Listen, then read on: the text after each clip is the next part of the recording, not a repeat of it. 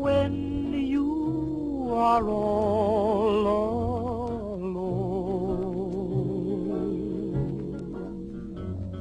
Maybe the one who is waiting for you will prove untrue.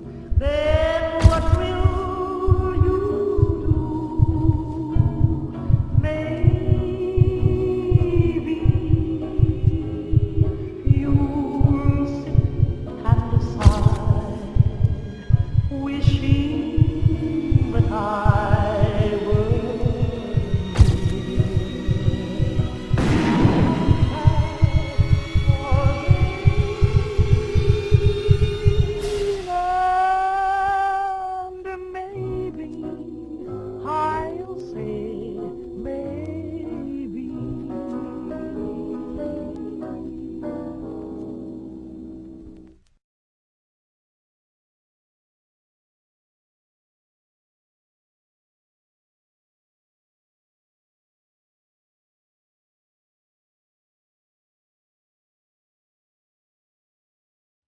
Andres, dude, what the fuck happened? I don't know. Something went wrong with the recorder.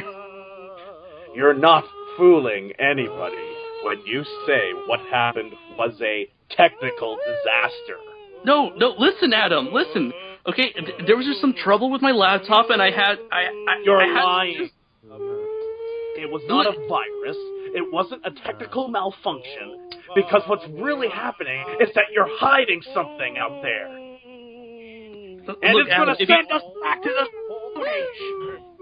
God help us all. 鳥も魚もどこへ行ったの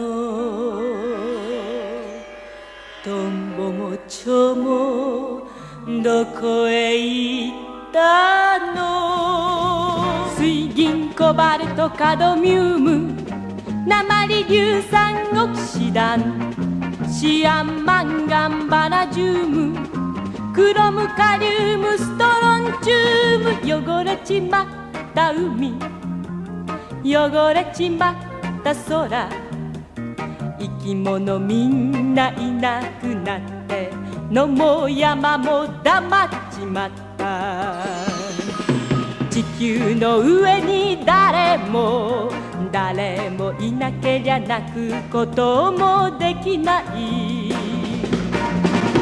返せ返せ緑を青空を返せ返せ青い海を返せ返せ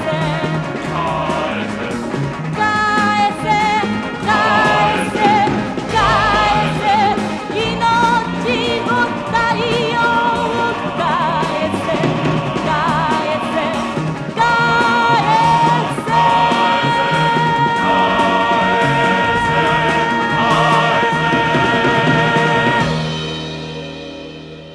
Why don't you do? I'm sorry. Adam, you can start whenever you desire. Put nobody under me. Dressed up like $1 million trooper. Trying mighty hard to look like Gary Cooper.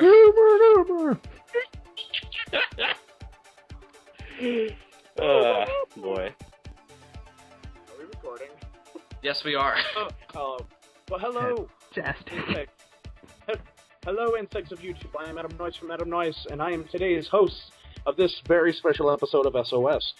I just want to admit right now that because of some legit technical difficulties, I'm not going to complain about this at all, but we did do this Q&A episode 2 weeks ago, but unfortunately because of technical difficulties, and legit technical difficulties this time, not stupidity, the audio files just kind of pooped to bed. So... Yeah. You see, I shot down the satellite that was connecting these guys while I was on the just so I could be on this episode. That was exactly what happened. Exactly. It sabotage. What actually happens is that somebody may have lost the file. Not complaining, but what the fuck, Andres? What the? What the fuck, Andre? It was so weird. It's just that, like, I was recording, and I was checking, like, every, 5 or 10 minutes to see if we were still recording, and then once all was said and done, we had the recording, and it was only, 20 minutes long. I was like, wait, what? And so I checked it. I was like, it only recorded, the first 15 minutes of our session, and the last 5 minutes. And at that point, I was like, oh, crap. It was at this point that Andres noticed something delicious leaking out of his laptop, and he was like, "I've been jammed." Raspberry. Only one man in the galaxy could have poisoned me with raspberry. Bill Worcester. Zazubaar! God, I'm so No, bad. I really just use regular jelly. I'm not very creative. Is everybody on the ship an asshole? Anyway, I knew it. I'm surrounded by assholes. Comb the desert. I said comb the desert. Have you found anything? We ain't found shit. Let's just quote Spaceballs this whole episode. I like that better. Anyways, what are your guys' Baseballs, thoughts the on the flamethrower. Madeira? I think we should take a page out of their book and release SOS the Flamethrower. The kids love it. So that's the flamethrower. Not approved by Dr. Serizawa. I don't know. Anyways, so let's start this Q&A right off. Just thank you for all asking questions. Some of them are fucking retarded, while some of them are actually legit. I do want to say that a lot of these questions came from Toho Nation, and which just reached over 700 members. So I know a lot of you guys are fans of SOS. We don't know if you found Toho Nation because of SOS or not, but we just want to give a shout out to all you guys. Yeah, you guys are fantastic. No, you guys thank fucking you so suck. much. You guys spam the page, and so when stupid Dave has to fucking pin his stupid important shit, because, clearly it's so much more important than ours, we have to freaking scroll for about, 20 minutes just to find this goddamn post. Okay. So thank you guys for spamming that goddamn page. But for those of you who don't spam the page, we really appreciate it. You guys are the reasons we do this. I mean, if we didn't have the wonderful viewers that we do, we wouldn't meet up every 2 weeks and talk about horrible, heinous crap. I mean, it's very impressive. 710 members, 6 that post regularly. And on the SOS page, the actual SOS network homepage, we are almost at 100 likes, guys. Almost there, yeah. Oh, and just to let you know, AM Productions is almost at 100 likes, so I only need 2 more, so fucking like it up, people. Anyways, like all of our shit! Just like it! Indiscriminately! Undiscriminately, even if you think it's shit, you should just like it anyways. Like it with extreme prejudice. If you don't like it yet, we could force you to rewatch all of our shit. The Clockwork Orange way. No. I could make you rewatch the Batman Noel review. That was the punishment. That was torture. That's what they were torturing Bill Gates with. Now it should be my Godzilla 2014 dream, because it's half hour of me rambling about bullshit. we into a stadium or coliseum or whatever, and then the It Godzilla was a horse track. It was a horse racing track. We have several different ways that we can punish you, dear viewer. We could lock you in a room with a moose. You could spend an awkward evening watching Saved by the Bell with Bill. With a taser close at hand. Somebody in this call could take you down to a basement and reenact a certain scene from Pulp Fiction. I won't get any more descriptive than that. Or just spend a day with Harrison Ford and be absolutely confused as he quotes other actors' movies. Other 80s movies. And continues to tell you to get off his plane, even though you're in a basement. Yeah, that's the last. That is the worst. That is the worst punishment. Is that we could make you try to have sustain a conversation with confused Harrison Ford. Ogata. We should also mention that Dave's not here, as always. Yeah. Anyways, I was going to introduce you guys, but I think you guys all know who's here. We have Bill Worcester, who's normally the host, and a wonderful host at that. Yeah, fucking right, he doesn't host shit. And Dylan McCandless over here. Look, I pronounced your name right. Dylan, you should feel honored. And my personal loathed member of the group, Andres Perez. So say hi, everyone. Rocket punch, mofos! Say hi. I just like to say that it's good that tonight Adam has taken the reins because I'm really fucking tired after 2 days of nonstop house marathon. So this is good for me. You're tired. You're tired. Yeah. Bill, you think you're Explain. tired. Andres has spent months trying to make that stupid catchphrase catch on. You think you're tired?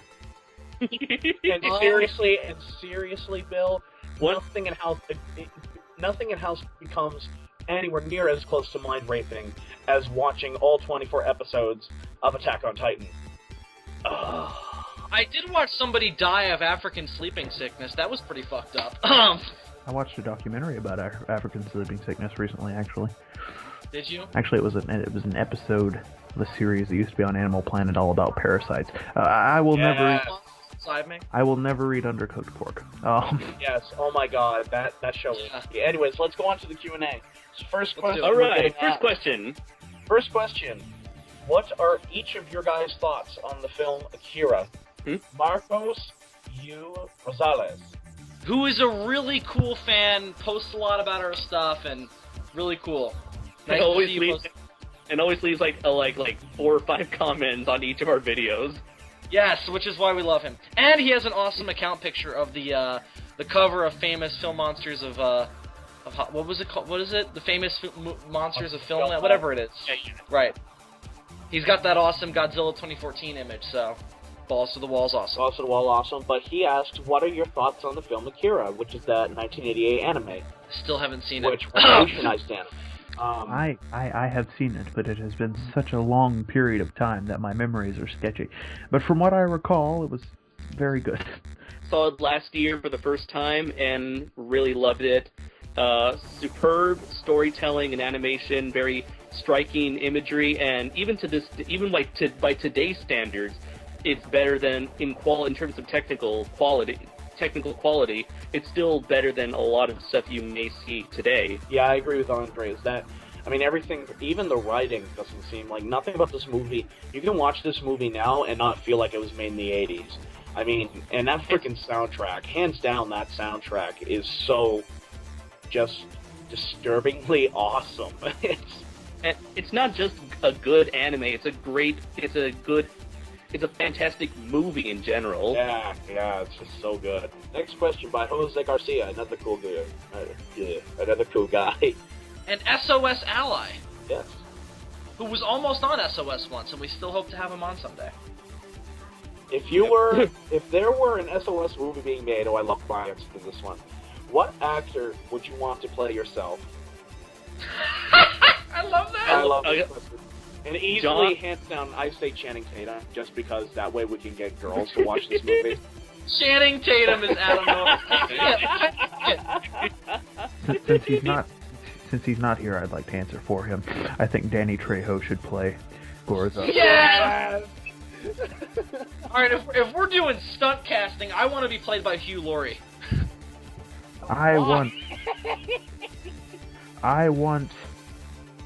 just to pull out the first actor. Just to pull out the first actor in my mind, Michael Madsen. There. Yes. I would like John Leguizamo. Yeah, that's perfect. That is perfect casting. The only other guy that I can see picture me is right now is John Belushi or Jonah Hill. Yes, him. He's a good actor. Yeah. Either him or you know what? No, screw that. I know who I want to play me. I want the guy from The Hangover. Zach Galifianakis. Zach Galifianakis. I want him to play me. I would, in the same vein, I also think Chris Evans would be a good Bill Wurster. He'd be a good Bill Wurster. I know he's retiring from acting, but one more role as Zazubaar. I mean, I think he could do it. Is he a method actor? Because he might have to spend some time with the Krispy Kreme. Really. What is he doing? What is that supposed to mean? Really train up for the role. No, he wouldn't have to go to Krispy Kreme. He'd have to go to Carvel and also watch a lot of internet porn to get those dark rings under the eyes. That's a good one. So SOS the movie starring Zach Galifianakis, Hugh Laurie, John Leguizamo, Danny Trejo, and Dylan. Oh, and what would you say, Michael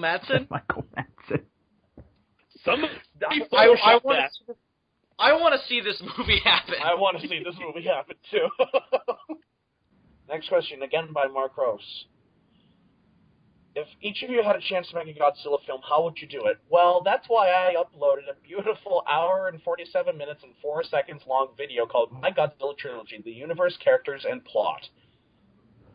That explains everything. What's a Godzilla? It's a Gamera. I've talked about this before. I've talked about this before too. But it's obviously changed over the years. I'm not really sure how I would do it now. I would love to support me because I have everything all planned out. I would love to do. Go ahead, Dylan. I would finally realize the vision of Godzilla Goes to College. Oh yes, A beautiful From Boy Meets World. A beautiful story of love, loss, and lots of tits. I want to do Godzilla. I would do Godzilla the college years, where he's wearing a leather jacket and Monster Island University. Yes, absolutely. Exactly. I would actually rather write Godzilla in comics at the moment. That's where my heart is. I would love to do. I would rather write a huge fan fiction project involving Godzilla. Yeah, who the fuck would do that though? Plug.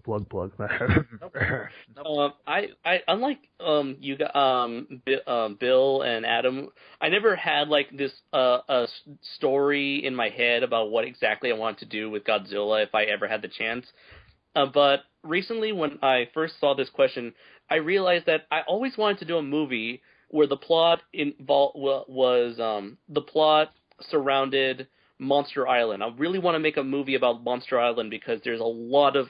I feel like there's a lot of potential there that has yet to have been tapped. Like maybe there's been some episodes from Godzilla the series and the second Godzilla ongoing comic, but I would really want to do something like maybe have like some maybe like a fake documentary about the wildlife of Monster Island, or perhaps maybe have like a narrative where you have some sort of like crocodile hunter, Steve Irwin kind of character.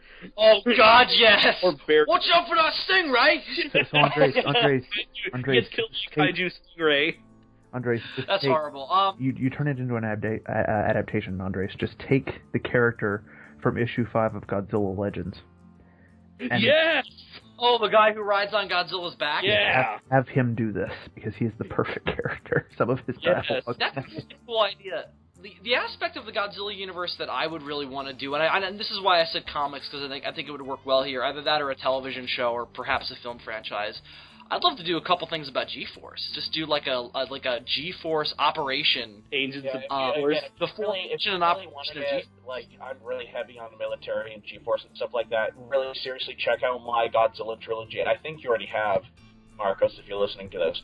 But my Godzilla trilogy, the universe, characters, and plot, seriously check that out. It goes into great details on how I am going to make my Godzilla movies. This one's directed for Gorizard. Will Gorizard ever consistently post videos? And the answer to that, my friends, is a resounding no.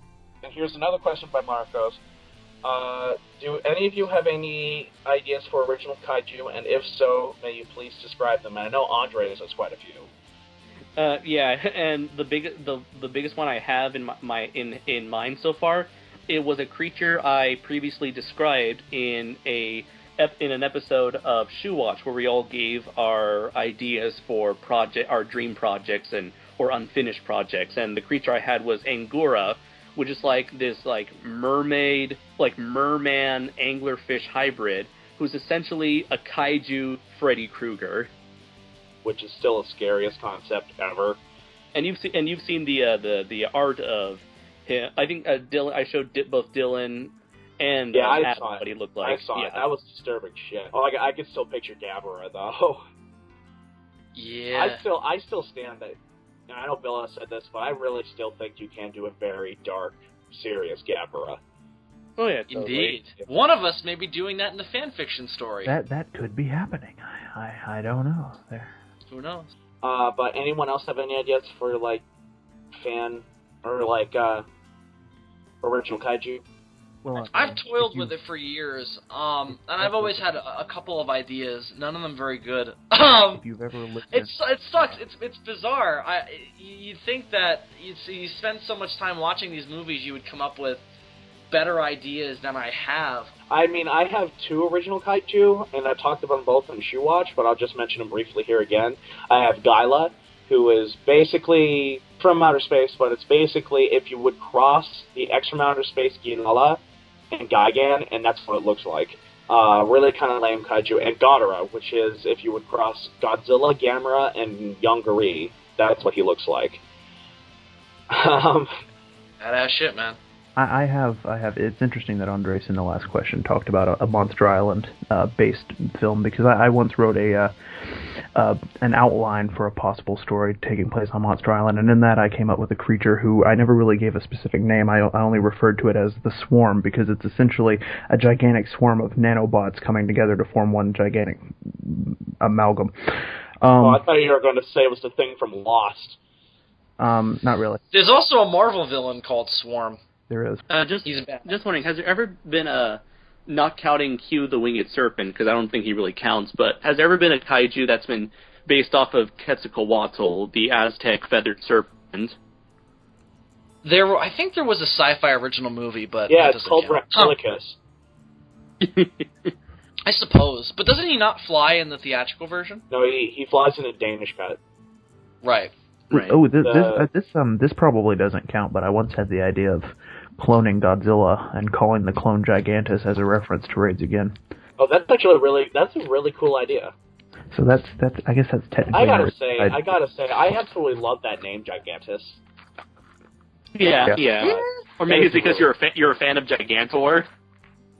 That could be too. By again, Jose Garcia. What are your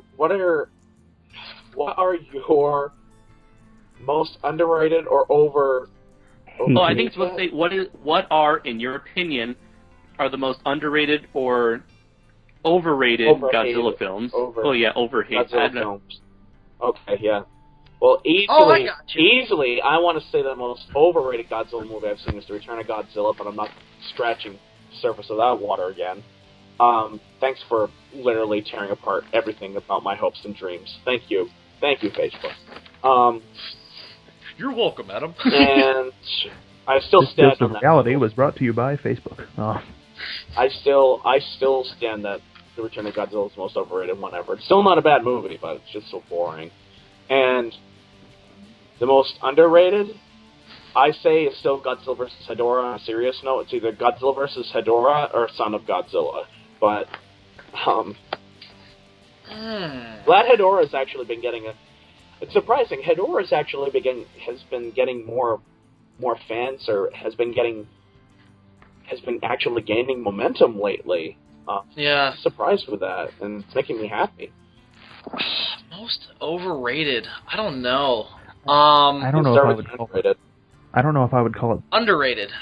I don't know if I would call it the most underrated, but I know a lot of people hate on Final Wars for not being very serious, when in reality it's not supposed to be. It's just supposed to be, a fun 50th anniversary. Yeah, and you see, exactly, and that's why. And I used to fall in that category until Gorazard showed me Versus. Yeah, once you understand Kitamura, who is like Japanese Tarantino, let that sink in for a second.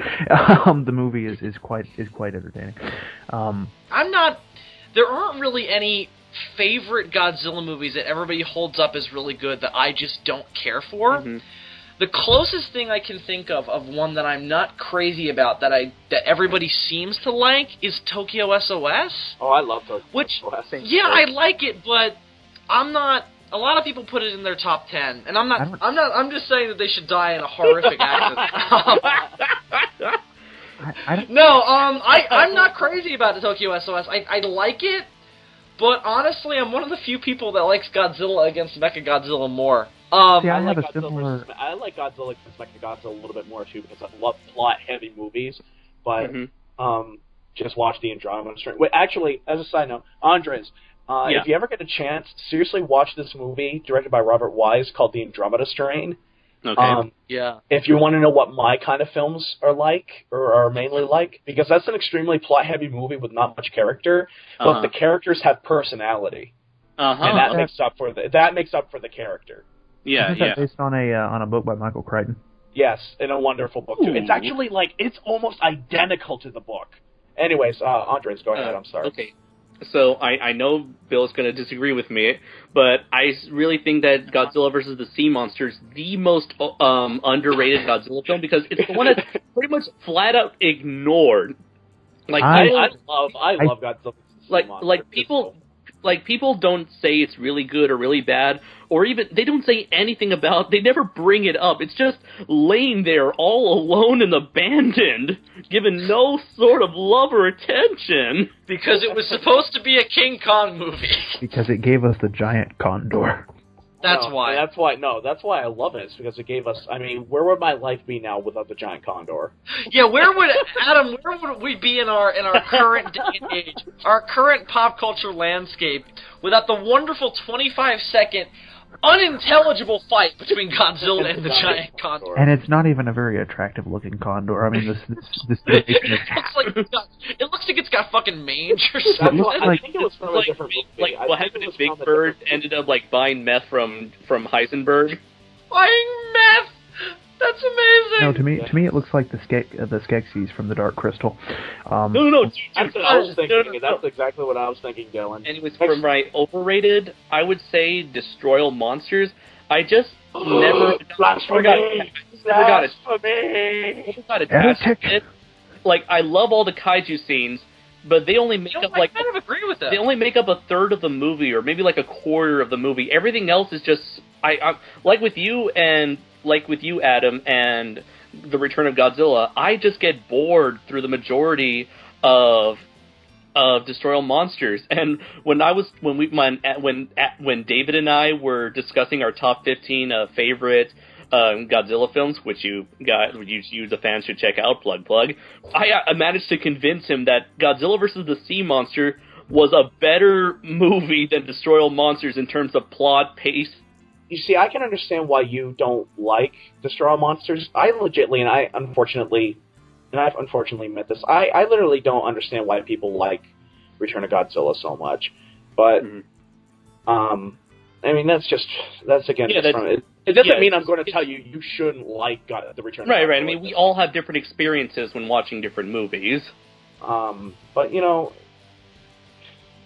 Really, Andres, Destroy All Monsters? Come on, it's a classic. I kind of agree with them.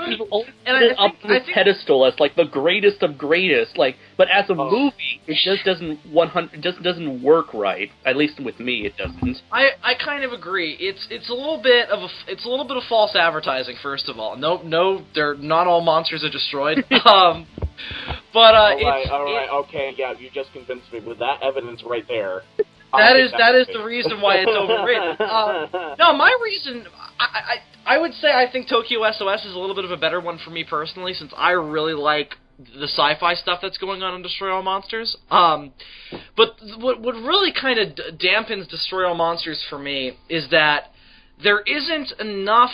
The monsters aren't used enough individually, and my pet peeve of this, the example of this, is Mothra. What the fuck is Mothra doing on Monster Island? Oh yeah, this is true. I've actually always thought that, but I kind of pushed that in my head since it takes place in the future, and I was like, well, something could have happened that we didn't see, but whatever.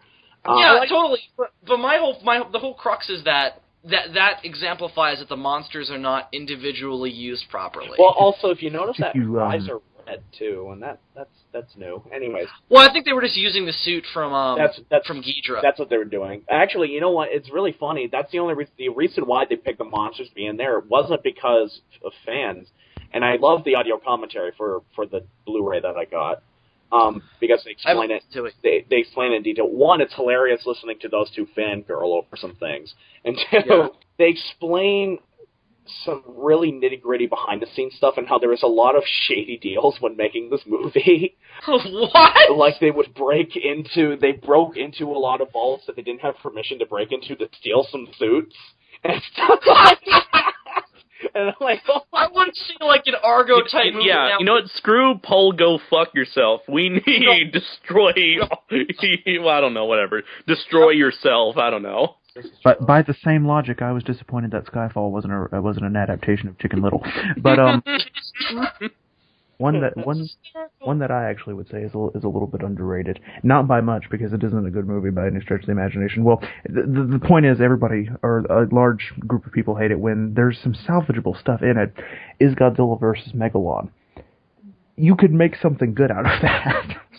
I think you could too, but it's such an enjoyably bad movie. Oh, absolutely. It is wonderful. I would say... Oh, underrated for me is definitely going to be Godzilla vs. Gigan. I do hate it. I really dig it. I don't know what it is. I despise. The only thing I like about that movie is the use of Akira Ifukube stock music. God, it's so much fun, though. No, it's so No, but it is such a guilty pleasure for me because it's everything I love about the '70s in a movie. That's me and Godzilla vs. Megalon. It's spy stuff, it's corporate espionage, it's aliens, and it's Godzilla getting the shit kicked out of him, and Godzilla kicking the shit out of other monsters. Well, if you want that, I love the use of fire in Gigan's destruction scene. And just another element, like, there's kind of like a little similarity with Godzilla vs. Sea Monster, in which the main protagonists are normal, everyday people who find themselves stuck in extraordinary situations, and I like plots like that. No, the greatest thing about Godzilla vs. Gigan is that it features Godzilla speaking with a voice that sounds like Louis Armstrong with throat cancer. No, I'm going to quote the one line that I will always remember from Godzilla vs. Gigan, and I'm going to direct it towards you, Bill. You're a hard bitch. Yeah, I knew that was coming up. That and there's some really attractive Japanese women in that movie. I have no opinion. I know you don't. Well, come on, there's some good-looking dudes in that movie, too. No? No. You don't like the '70s shaggy hair? Fuck no. I think it stinks. I need to say that the use of stock footage is absolutely fucking ridiculous. Oh, it is. It gets insane. Wasn't it more so in Megalon? No, God, no. Because at least Gigan was way No, worse. Gigan was way worse because Gigan was all like, whenever it was Godzilla, Anguirus, or Ghidra, it was all stock footage from other movies, except for Gigan popped up. And that's how you have Rodan's cameo. Next question. On to the next question. By Matt Cox. What is your favorite Ultra Kaiju? Remember, what is your favorite Ultra Kaiju? Mine's easily Jamila. Juris, not a question. Just, oh my god. Zeton. I'm just trying to think of the silliest one that I've seen. The horse. The horse. Yeah, isn't that the horse one? Yeah, that's him. Dungo? Yeah. I'll pick Juris just because that's the one I know. There are so many. My problem with Ultra Kaiju is that I know so many now, but I can never remember the names. Same here. Though I gotta say, I love Gomez. And I don't know why, and I'm being serious when I say I love Gomez. I don't know why. I love that. I just love Gomez. Because they took Godzilla and turned him into a hairy walrus? That's why. Here's the thing about Gomez, though, that they put a little bit more effort into it than they did Juris. That sounds amazing! That sounds like a fucking, Beatles song. With Juris. It is, Godzilla, and they turned him into a hairy walrus. In all seriousness, I really like Gabora. Oh, was that the one with the shell head? The one that Raiju is based off of? Yeah. His head opens up, yes. I also like this one. I don't know. I think he was introduced in Ultraman Jack, but he comes from outer space and he devours the station. Hold on. He basically looks like a bird, but I'll look him up. Hold on. Ultraman Kaiju. It's the birds. What do you think? Keep talking.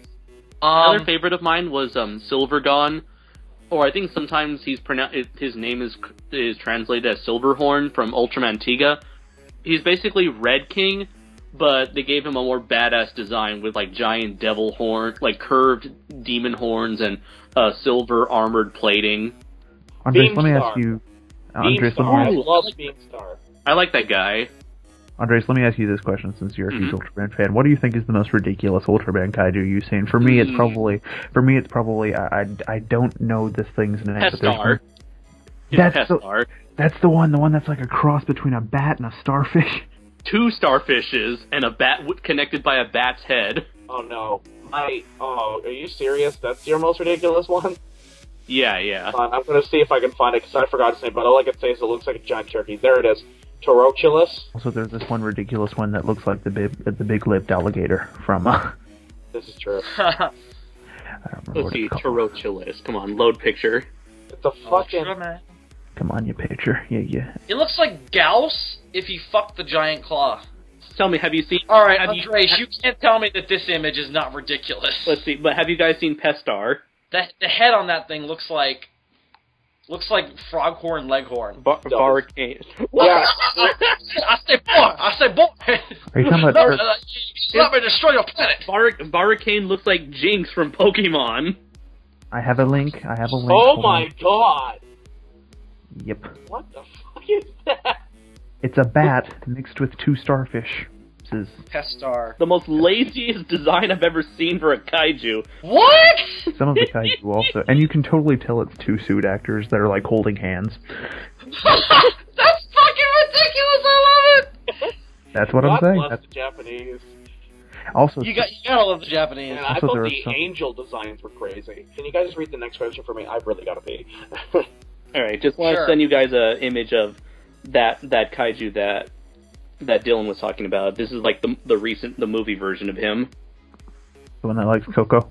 Yeah. Also, this is from Jose Garcia. Also, now we are getting deep here. We're getting deep, boys. Oh my. What to you does Godzilla embody or represent? I see him as a... I'm assuming he meant to say benign? Symbol No, of... he meant to say beige. He sees Godzilla as beige. He doesn't buy into the gray skin color. He thinks he sees him as beige. Symbolic of humanity's own failure to reconcile with the world and feel he is always trying to defend the Earth, whether from a monster or from humanity's own selfish conquest. I agree with that for the most part. I always saw him as like the symbol of, he represents fear. He is fear incarnate. He's the fear of the bomb, the fear of death, the fear of destruction, the fear that comes out of paranoia. And yeah, it's basically how I feel about what he represents in a nutshell. what is Godzilla, if not a representation of humanity's own hubris? I would say so. I've always seen him as the ultimate symbol of power, and how that power can come back to bite us. Or anybody, for that matter. I mean, you look at any use of Godzilla in the movies, or even in the comics, or anything. He's always been the pinnacle of power. He's always been the king of the monsters. So I've always just seen him as a symbol of power, and what horrible consequences can come out of using said power, which in this case is the H-bomb. Personally, I mean, originally Godzilla in the first movie is seen as as the insurmountable weapon, the ultimate weapon, where none of our other conventional weapons can defeat him. He is the current weapon that we cannot overcome. What's the blue breath for, Godzilla? It's not blue breath. It's a symbol. It means hope. Dun, dun. I've always Dun, dun. I've always interpreted him to be a giant upright dinosaur, ranging anywhere from about 100 to 300 feet tall, radioactive, of course. I'm back. I've also always seen him as a symbol of nature getting revenge for the effects of the H-bomb and of man's mistakes, which seems to be the idea in the new movie as well. But Adam, we're on the question posed by Jose Garcia of what does Godzilla embody or symbolize to us? Oh, can I talk about mine? Or how far are you guys in? We just talked about ours. Oh, well, we've been talking, so go ahead. Mhm. Yeah. Okay. Well, here's mine. I'm going to talk about Minla, because Minla, or at least in terms of my series, because Minla is much more characterized than the first Godzilla was. Minla in mine starts off as basically as a normal creature, or as a normal kind of mutated Godzilla, where it hasn't seen the horrors of humanity. It doesn't know what made him.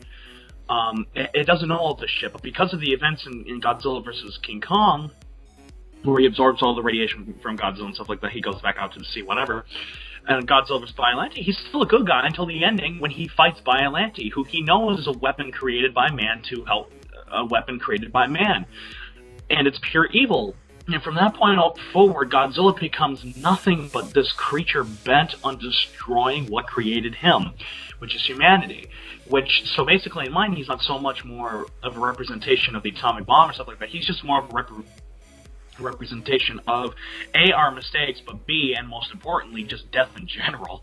And that's really what he represents in my series in a nutshell. Again, if you want more details on what Godzilla is, just watch that video I just posted. But, because I go into great detail about him on there. But, yeah. He is also, in a way, humanity unchecked. Which is, again, what he goes into on mine. Right. He's kind of nature's way of saying, I'm not going to let you get away with whatever you want. You want to test this super powerful weapon that fucks up the world and kills people? Fine. Here's what happens because of it. And there you have Godzilla. And it looks like it's something that is always permeated in every version of Godzilla, whether he be a good guy or a bad guy or anything in between. And just to go back to what I said earlier, he's just the generic idea of power. Just this symbol of power. And whether that power can be used for good or evil or just, there is no reason. It just exists and does things without reason. Just kind of generically. He's the kaiju, not that we needed, but the one that we deserved. Or did I kind of? Or did I get that bass backwards? Bass backwards? I don't know. I can never tell. I think like the original quote is like, he's the one we deserve, but not the one that we need right now. So then he takes 8 years off and grows a beard and starts shooting arrows at his wall. Wait, who would be the Bane equivalent of Godzilla? Gigan. You see, Godzilla's a dog too. Really? Are you serious? Yeah. No, it would totally be Destroyer. Yeah. Can you just picture? Yeah, for Batman, I guess.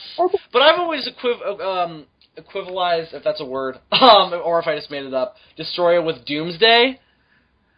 So I guess again, you're talking to a guy who doesn't really know Superman. So yeah, okay, I can actually see that because I've actually checked out the Doomsday one when I thought it was shit. But the Doomsday movie or the comic? I want to say it was the comic. Yeah, it was the comic. Okay.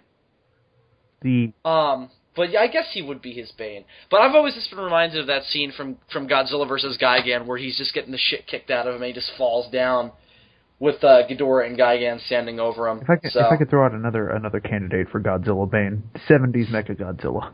Oh, fuck. I'm down with that. I'm down with that. Never mind. Yeah, I'm down with that. That makes perfect sense because Bane was basically Batman gone bad. I am the third planet from the black hole. This is another one asked by Marcos. Have you ever seen the film The Host? And if 2006, not that stupid shit written by Stephanie Meyer. And if so, what are your... I wish he was talking about that one. Oh man, I never thought something would be worse than Twilight. Anyways, The Host made 2006 is a wonderful kaiju film. That movie is really good. I never very, very, very, very visually evocative. I really enjoyed it. I never thought I would find a giant tadpole-looking thing frightening, but... Well, no, see, that's the thing that didn't scare me. The tadpole thing didn't scare me as much as the idea that it had a parasite on it. Mm. Like, and that's one of the things that I liked about Ray Harryhausen's speech from 20,000 Fathoms, is they do something that in there.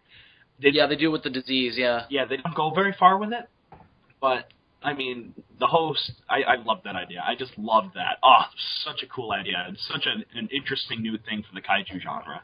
The Host is it's a Korean picture, isn't it? Yeah, it's a Korean picture. Yeah, that's what I thought so. I love calling them pictures. Speaking of Korean pictures, did you guys see something called Dragon Wars? I've seen parts of it. That was terrible. Oh, it was awful. I have vague... They're not even dragons, they're serpents. They call them snakes in the movie! I was so hoping that was an Americanized version of it. It's not. It's a movie that saddens me because I feel, again, kind of like Megalon, I feel like you could make something great out of it. Oh, you know what? You should own it because Riff Tracks did it, and it's fucking hysterical. Mm. Oh, yeah, I love it. Yeah, just screw that. Just get the Riff Tracks version. Yeah. I wonder if it's on Netflix. Absolutely. Just buy all of Riff Tracks because it's all amazing. Oh, I love Riff Tracks. They're one for Avatar, and then they're one for The Last Airbender. Their one for The Last Airbender made me laugh the most. Oh God, yeah. Hey! Let us vow never to speak of what just happened again. Where they do that move, Yeah. Let's just speak of this again. And then I gotta say, the Nostalgia Critics review for that movie was fantastic. I'm a little teapot! Did they point out the penis hair? Yes. Yeah. What? They did. The penis hair. There's a They hair. all bow to the penis hair. I have no idea what you're talking about. There's a hairdo in the movie that looks like a penis. Is there really? That's awesome. And not the very vague like Lois Griffin looks like a penis. This is. It legitimately looks Holy like shit, I never thought of God. that. Okay, this may be the first embarrassing one, but thank you, Jose Garcia. Any Tokuatsu actor, actress crushes, LOL? God damn it, Adam. Why'd you say God damn it, Adam? You said tokuatsu. Oh! No, that's because that's what he wrote. No, there's an S here. I see the S. I say Tokuatsu. Oh, shit. Oh! I am not alone! I am not alone! I did, and I apologize. I'm gonna run away now. I'm just gonna run away. I am not an animal! I am not an animal! I'm just gonna play that clip. I'm just gonna play that clip during this. I am not an animal. I am a human being. I'm gonna say Gondo for mine. You go into great detail why. I have a great man crush on, because Gondo is a badass, and he was my first exposure to being a badass as a child, because, I watched a lot of Godzilla movies, and Godzilla movies were really my first exposure to the action genre, so when I watched Godzilla vs. Biollante, I point to Godzilla vs. Biollante being the reason why I'm such a big James Bond fan, because it's a very Bondian Godzilla movie, and Gondo is the Japanese James Bond. And I want to know that man, and I want to work with him because he's a badass. It's Do. Gone. Do. No, but in all seriousness, in more serious, I was drinking and water just came out of my nose because of what Dylan just said. Oh, what did he say? Nasty. Oh my god, Dylan. What's Dylan just saying? Dylan was like, "It's dough, not dough." Because I'm sure that guy has a first or last name. I just don't know. I always thought Mickey was cute. Obviously, It doesn't necessarily be Godzilla. It just no, but fuck Mickey. Well, you can, but no, screw Mickey. That's what we're talking about, Bill. Mine is Emmy from Godzilla vs. King Ghidorah. Holy shit. Really? Oh, Mine's fucking Godzilla vs. listen. King Ghidorah. Jesus Christ. Mine's from Godzilla vs. King Ghidorah too. Jesus Christ, is she... Oh, she wears lingerie in the movie? Oh, Jesus. Oh, young Bill liked that movie a lot. Since Is he's it not, that point where he discovered that he was turning into a man? It was at that point that young Bill discovered that he had a boner. Since he's not here, I think we can answer for Gorzard. The answer is all of them, especially the peanuts because twins. Oh my. Oh my. For me, I never really had a straight up crush on any of the actresses. Although I guess I could say the one actress I was most attracted to was Kumi Mizuno, especially since especially since I'm making up for saying Tokuatsu, so I'm going to say Koi Mizuno, and I'm going to pronounce her name absolutely correctly. at least I remembered all the letters. Mine totally is from Godzilla versus King Ghidorah as well. Sakurachi. Yeah. Wait, it's the reporter. Let's see. From Godzilla vs. King Ghidorah? Yeah, the guy who's writing the book. Oh, Serizawa? Serizawa. He's a good-looking man. Yeah, when he was, oh man, I remember when I was a kid, before I knew anything about that shit. Uh-huh. I remember watching him during the scene where he's walking down the stairs saying, "I just got out of the shower." And Adam was like, "Why does my penis feel weird?" Why does my penis feel weird? Why It is was at it? that point that Adam learned that he was like a being a fucking man. man. You see, Godzilla has changed our life him anyway. It was at that moment that Adenois realized that he was gay. And then he just steps out of frame, and we go back to the story of Adam's life. Anyways, and I would also say this, that in terms of personality-wise, I never had a crush on this character specifically, but a character that I definitely could see myself getting completely drawn to if I knew this person in real life is Dr. Serizawa. Oh, yeah. Yeah. But you'd be like, Emiko, you're an idiot! The fuck is wrong with you? I would be like, Emiko, you idiot! He would do some kinky shit. He locks himself in that lab all day. Over here, Mr. Handsome would fuck you and leave you out to fucking dry, okay? Hey, Adam. Hey, Adam. Was it... Emiko, you fucker! You dumb bitch! Emiko, you fucker! Emiko, if you don't marry him, I won't love you anymore. You never loved me! True. Dylan, you didn't give one. I don't really have anyone specific. Oh, don't lie. I don't. Whichever one's wearing the least clothing, I suppose. I don't know.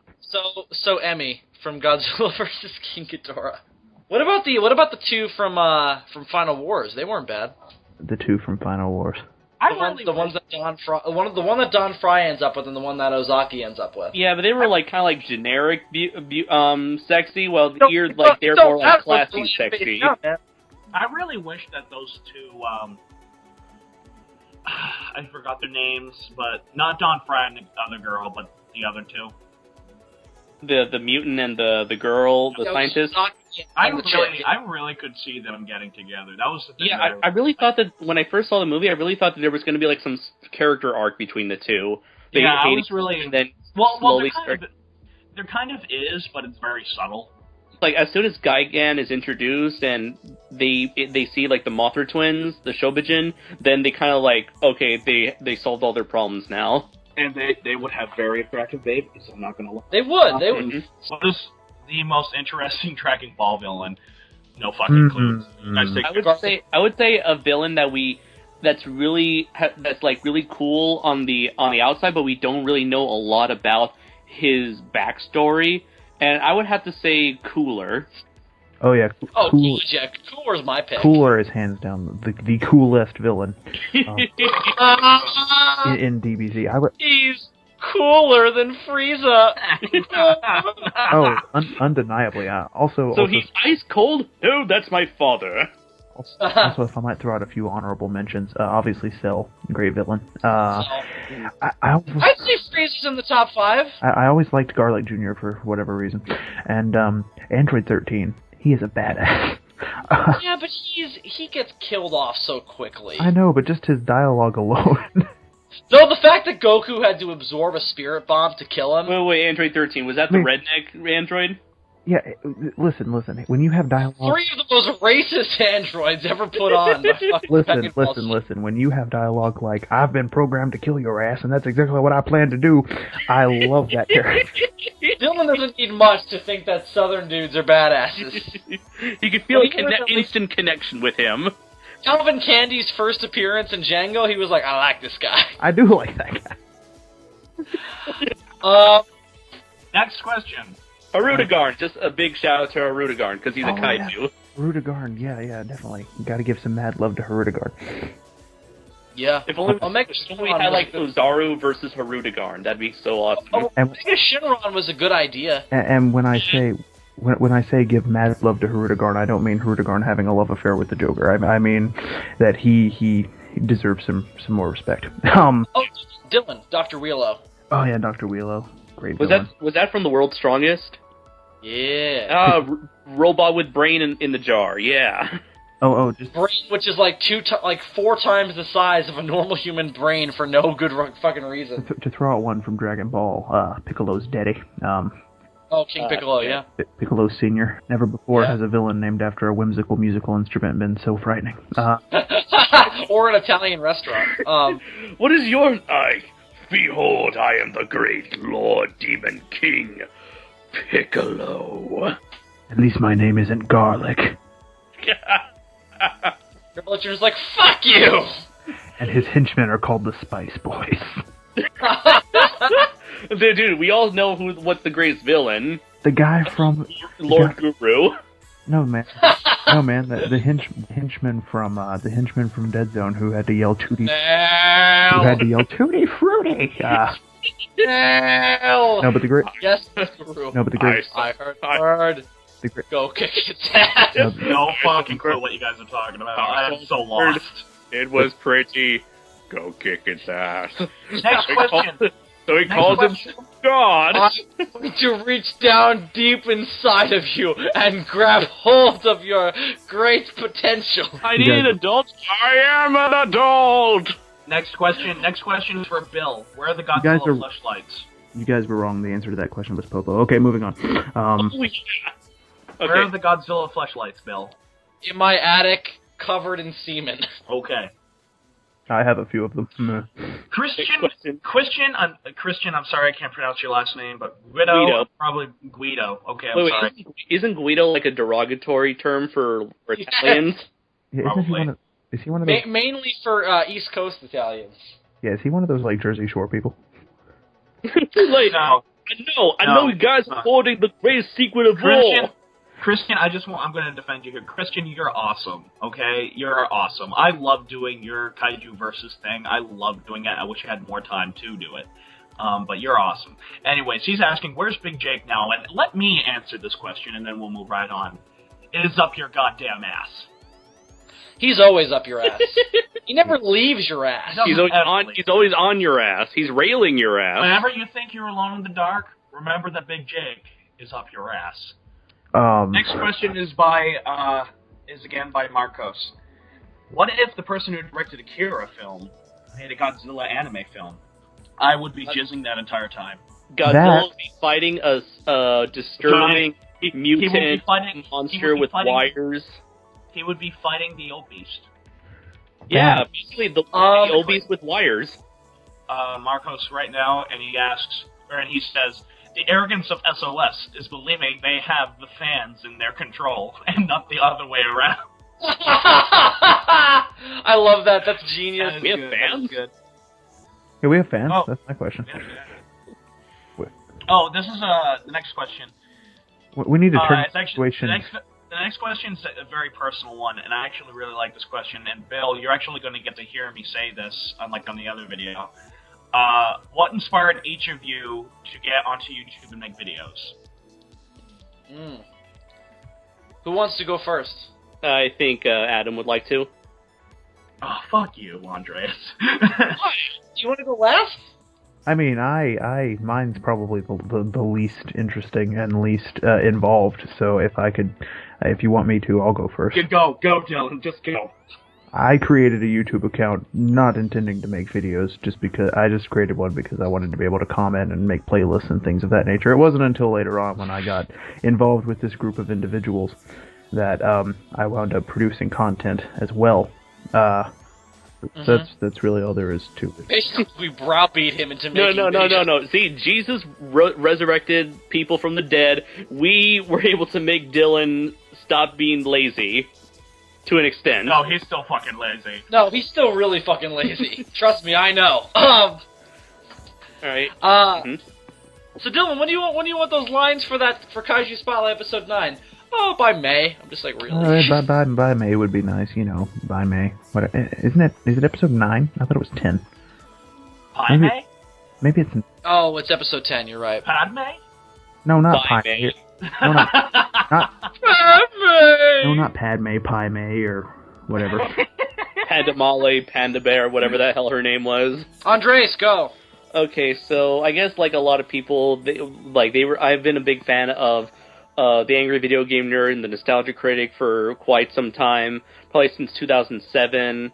And I've ever seen them and their work and how much fun they seem to have doing those videos. I always had in the back of my head, I always had I always told myself, I really want to do something like that, but never had the motivation. But those two were like the guys who sparked my interest.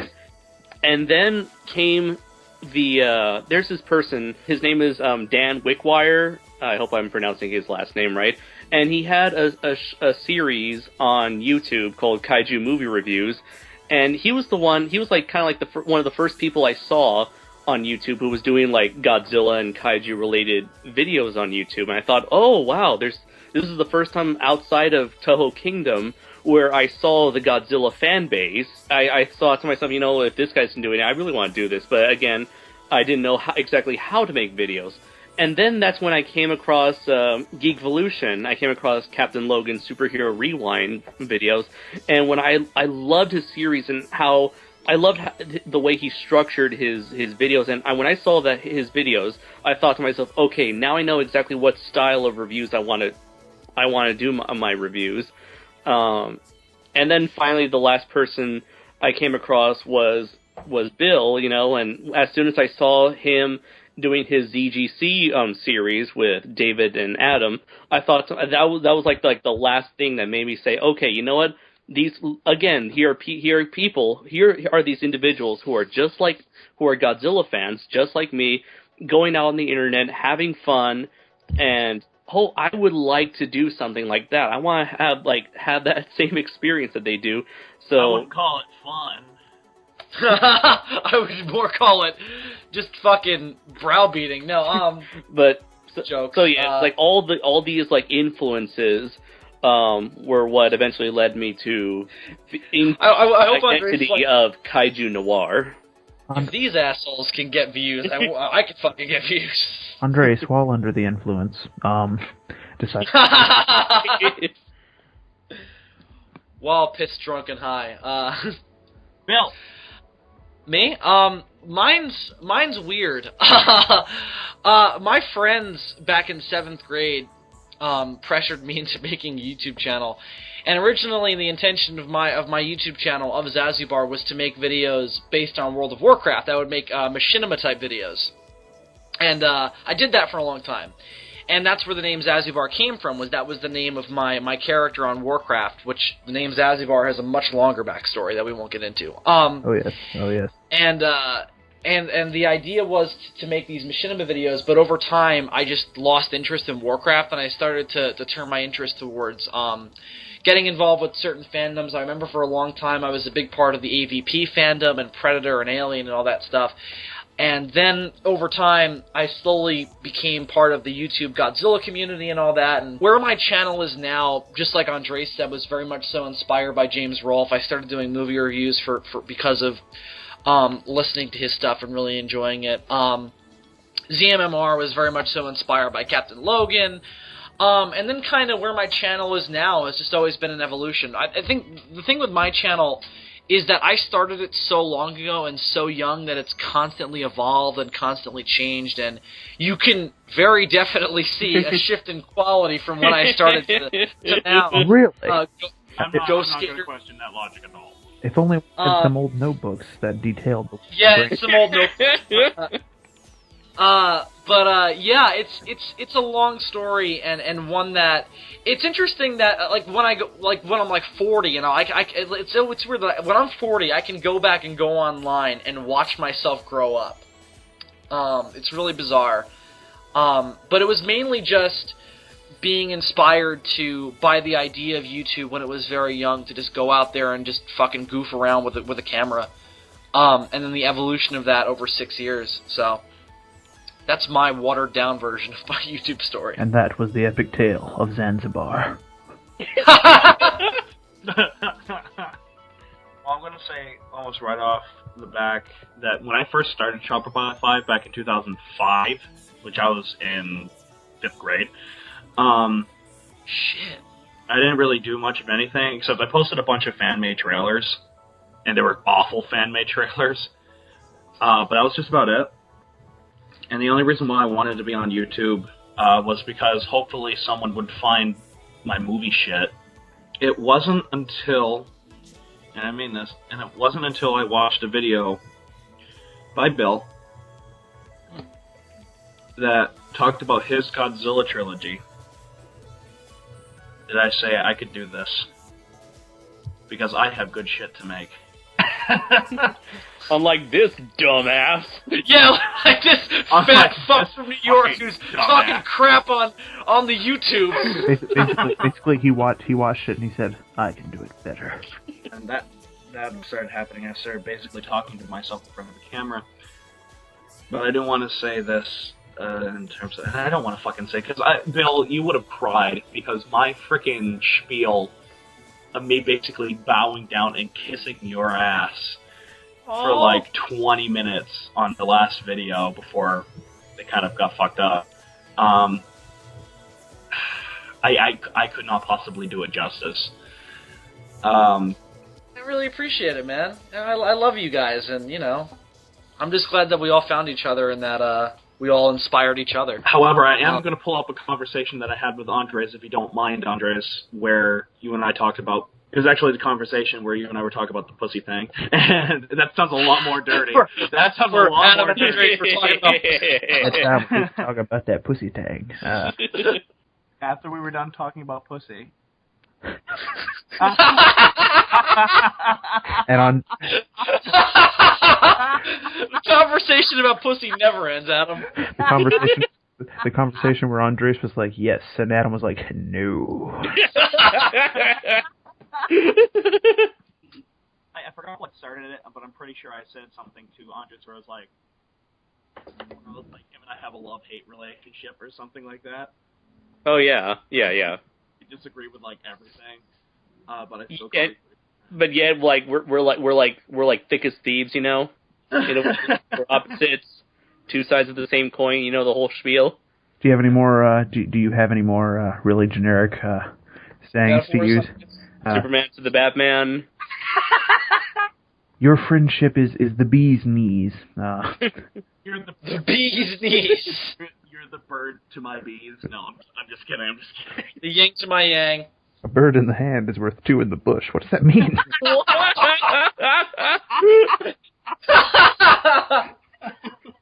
pretty sure that's a fucking sex metaphor.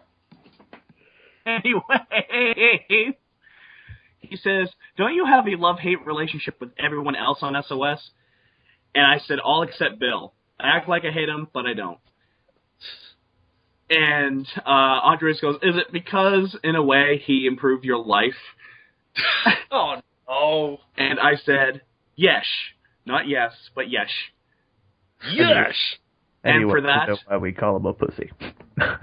and this is how I think I can... And this is what I said after that. I said, and for that, I will always, at least, respect him. He will always have that. You gotta do a Whitney Houston thing, Adam, where you record a song where it's like, and I will always respect you.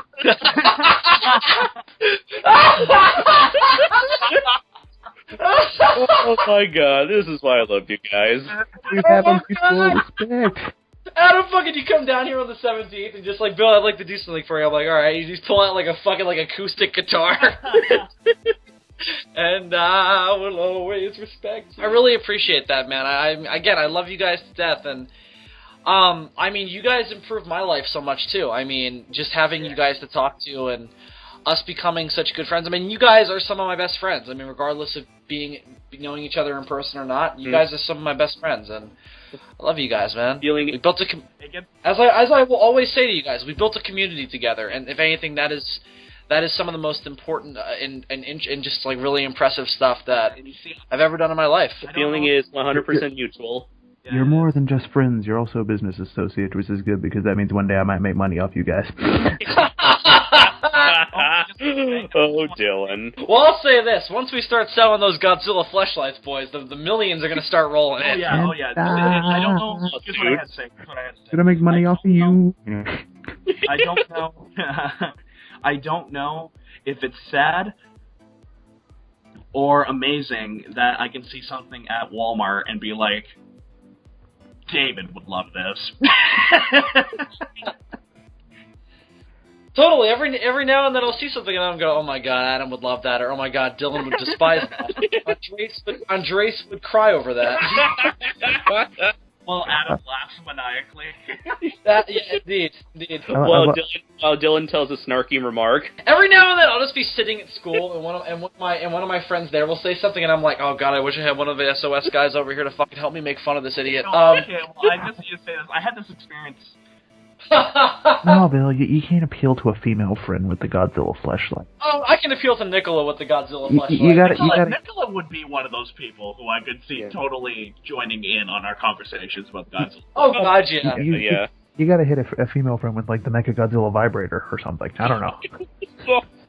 The Mecha Godzilla.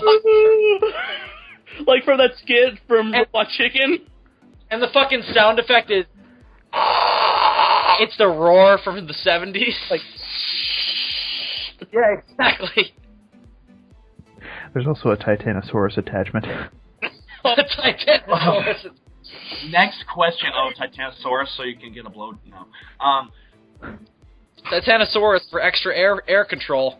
No, Next Titanosaurus question. because he's taller and therefore it's longer and therefore it's more pleasurable. Oh, I have something to say about the next question, but go ahead. Have any of you guys seen the X-Files? Yes. No. Yes, I have, but I'm not. I never really got into it, unfortunately. I bet you if I watched it now, I would. But yeah, it's something I've been trying to get into of late because it's on Netflix. It's really, really enjoyable. It's rough in its first season though, so that's the reason why I'm having a little bit of a hard time getting into it. But I'm sure once I get into the later seasons, it'll get really, really good. But right now, it's a little bit like they were trying to do something very specific, and they haven't really gotten there yet. But it's really good. It's extremely... It has the capacity to be extremely depressing. And it's bizarre because it's a show that is filled with a lot of humor. But just by virtue of all this government conspiracy and these dark rooms and shit, it just makes me depressed. I've seen I saw episodes here and there back in the day. It never grabbed me like Adam. It never grabbed me, and so I've never really revisited it. I remember. But again, I just want to say, if I started watching it now, I bet you I would very much so get into it. Probably with me as well. I would just have to take that leap. I think Andres would like it a lot because it's very noir-ish. Yeah. Andres, have you never seen it? No, but ever since I was a little kid, I was always aware of its existence, and I like the theme song. Yeah, he's like young Andres.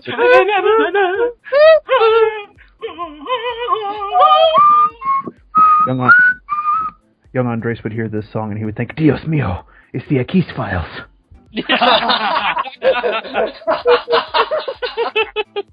Since I know y'all like Batman, what villains would you like to see make an appearance in a future film and your preferred actor and actress? I would want Dr. Daka, played by George Takei. Oh, my. Okay, Mr. Jose Garcia. First of all, mad props on using the word y'all. Secondly, I am so glad to finally find another person who wants to see the return of Dr. Daka. Spread the word, Jose Garcia. Let our movement grow. In all seriousness, I know it would never happen, but I would love to see Man-Bat in a movie. I want Phantasm. Also, I want the Condiment King played by Jim Carrey. Yeah. Well, we already had him play Batman villain. Also, I think you could actually pull off Killer Croc and do it. Oh fuck Totally. yeah! Remember the graphic novel Joker? They had like a very Dark Knight looking version of Killer Croc. No, I want like Arkham Asylum Killer Croc. Yeah. Okay. Yeah. Definitely that too. Just take the origin straight out of TAS. Maybe make it a little bit darker for a movie. I threw a rock at him. No, I definitely think that they should go a little bit of a mix of later, more evolved Killer Croc along with... Oh, shit. What was the episode of the animated series where Killer Croc goes to, like, this freak house? Oh, wasn't that a great episode? Oh my god, that was good. I remember that one. What a great episode. That was fantastic. As for someone who could play Killer Croc, I can't think of anybody, really. But I would imagine he would be done in CGI. But yeah, Andy Serkis, hands down, Andy Serkis. Yeah, probably. Imagine this: the voice of Ron Perlman. Oh. Well, back in the day, I always said Michael Clark Duncan would be a really good killer. I was actually thinking that just now. I was like, oh man. Damn it! Yeah. Damn it, Michael Clark Duncan! Why have to go and die on us? Yeah. Asshole.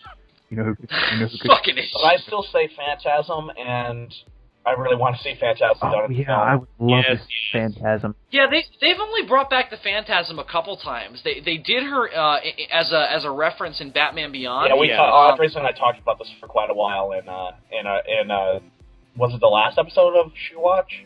I'm not sure, because was the last one, was it just you and I? Yeah, where we just talked about Batman for 2 minutes. Yeah, and then the next one was the one with Dylan in it that I still have to edit. I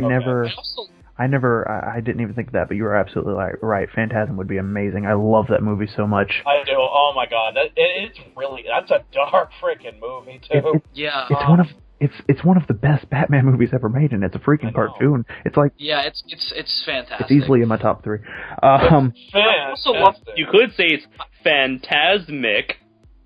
Andre's still in the corner. You could, but I'm not going to. I really also would love to see a Godfather-like version of Penguin. Yeah, they do him really well in Arkham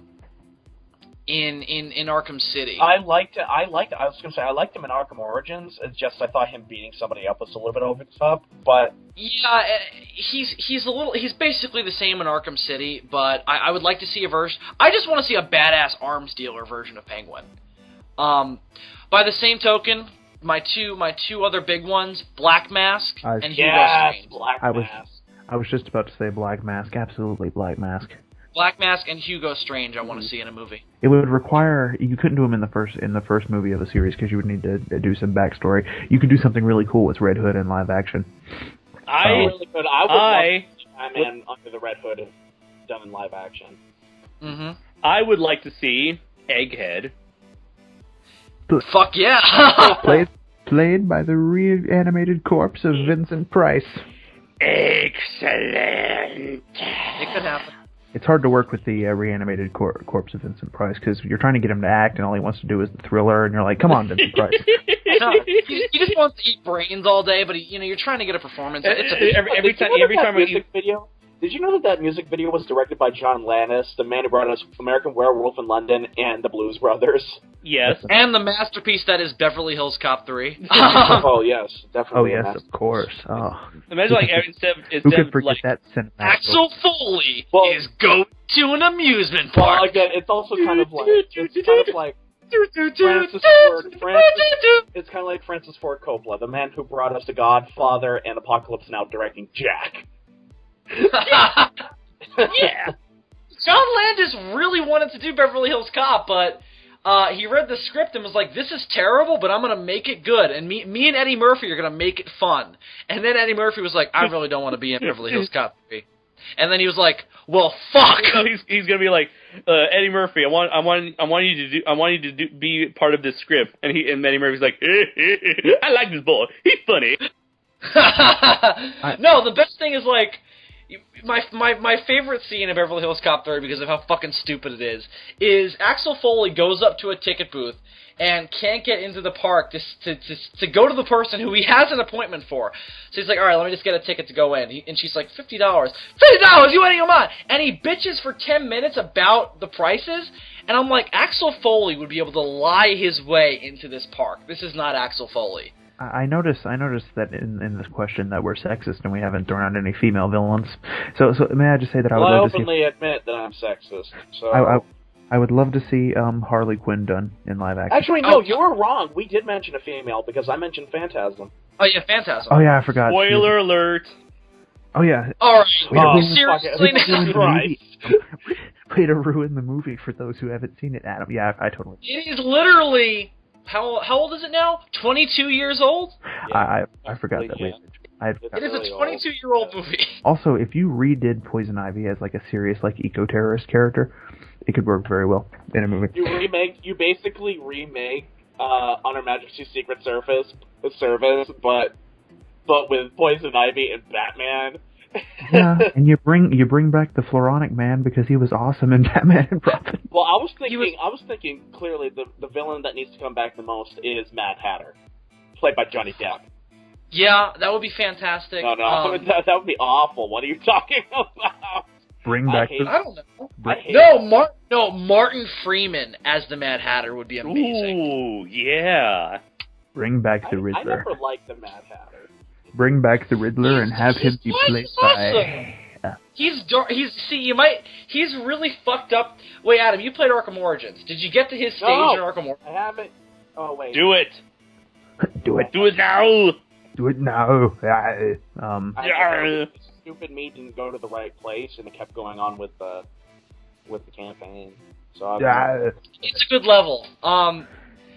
They imply that he's a pedophile in the comics, so if they do that version, that might be a little bit more interesting. Bring back the Riddler and have him be played by Benedict Cumberbatch. I'd like to see Talia al Ghul without the plot twist done in a movie. Oh yeah, have you guys seen Son of straight up Batman? Talia al Ghul. Did it come out? Yeah.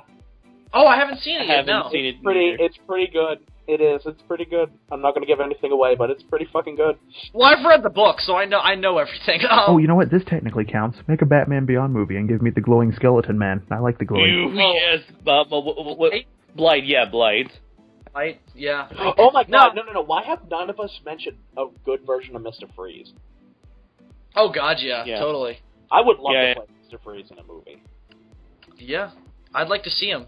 Trying to think if there's anybody I have not mentioned. Every single Batman film ever. Solomon Grundy. Put them all in a movie.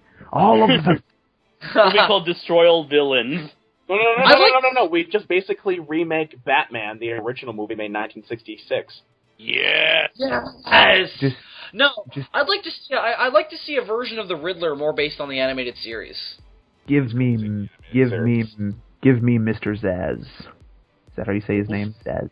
Yeah. Zaz was in Batman Begins. I know, but he barely. He was in the courtroom. What do you need from Zaz in his own movie? I need a subplot. He was great. He's great in two things. He's great in Arkham Asylum, and he's also great in Arkham Madhouse, which was a series done by Sam Keith. I wouldn't want him. Really great in that. I wouldn't want him. So was Harley Quinn. I wouldn't want him. And so's the Joker. I wouldn't want him to be a main villain, but he could work really well as like a side villain, like one of the henchmen or whatever. Guys. Oh, sorry. Go ahead. Like imagine Mr. Zaz working for Black Mask. I think Firefly could be interesting. Firefly isn't fucking insane, and he's awesome. I think Firefly could be cool. Guys. We'll have to obviously do Firefly in a more fantastic Batman universe where jetpacks wouldn't be out of the tone. Guys. Or based on the Arkham games, I think Firefly could be cool. The ventriloquist. Let Andre speak. Maxie Zeus, played by Liam Neeson. I'm down. I'm there. No, Maxie Zeus played by Al Pacino. No, Maxie Zeus played by the resurrected Laurence Olivier. No, if Maxie Zeus played by Al Pacino would be awesome. I have no idea who that is. He's a guy who thinks he is Zeus. He's in TAS. He literally because all Batman characters have to be psychologically crazy. He thinks he is Zeus, and he thinks that his best moment for me is at the end of that episode where he's walking through Arkham and he just relates all the villains to Greek characters. Yeah, I love the idea that he thinks Batman is Hades. So that was genius. When he comes up to the top of Olympus, he's like, "My brother has finally come to see me," and Batman's like, "What?" I always thought that he had to have been created for the animated series, but he's actually in the comics. No, he was really stupid up until they did him in the animated series. Apparently Mr. Freeze. Yeah, definitely. I was about to say something. Was he like Mr. Zero or something? No, he was called Mr. Freeze, but he just changed. Mr. Zero was actually a different character, and they just combined. Anyways, next question's for Gorazard. Did you get trolled when the Universal intro when you found a Godzilla 2014 warrant? No idea what the fuck that means, but it's by Josh Batts. So Gorazard, I take it you'll answer this question. That was a reference to something. He explained this the first time we recorded this episode. Yeah, I forgot what it was. And that has been lost in the ether. Yep. Damn it, Christopher Eccleston. Will we ever see Ethan Chong? Will we ever see you people play Cards Against Humanity? Fuck yes, but we're waiting. Yes. But we're waiting for a special occasion, and I'm not going to say what it is. Next question. If this new Godzilla movie works, what do you think could happen if they do sequels? They're going to send Godzilla into space. There could be Fucking toys. Monster Island for the fucking win, man. That's what they're doing. That's what I've heard. Yep. Yeah. There could be toys. I'm down for it. I'd just like to see them spend some extra dough to get some Toho monsters in there. Oh, they will. If this movie works, they will. They probably will. That's really my only constituent, is just get some Toho monsters in there, and as long as this movie's good, you're good to go. At some point in the Next question. At some point in the continuity, I want to see a legendary Mechagodzilla. Oh, totally. Yeah, I really want to know their explanation for why they would want to make a robot made to look exactly like the creature that has been terrorizing them for a while. I know Adam explained to me it's like a psychological deal to, like, offset Godzilla. No, Andre, it's because it's badass, okay? Why do you... Because it's awesome. Yeah, but it's kind of like if we were to make an Iron Man armor made to look like Osama bin Laden. And also, I have to admit... Why do you think that I think the Showa series actually handled making Mechagodzilla work because they made him a cyborg, and because of that, they would freak humanity out because, wait, Godzilla was on our side. What the fuck's going on? Guys, Godzilla's angry at us again. Mama! Mama! Our 1 year anniversary is going to be August 6th. Or Andres, what about this? Think about this. What if they go the Kuryu approach? Because we know that there's going to be bones from a previous Godzilla in this... Yeah. I love that explanation, why they made him like that.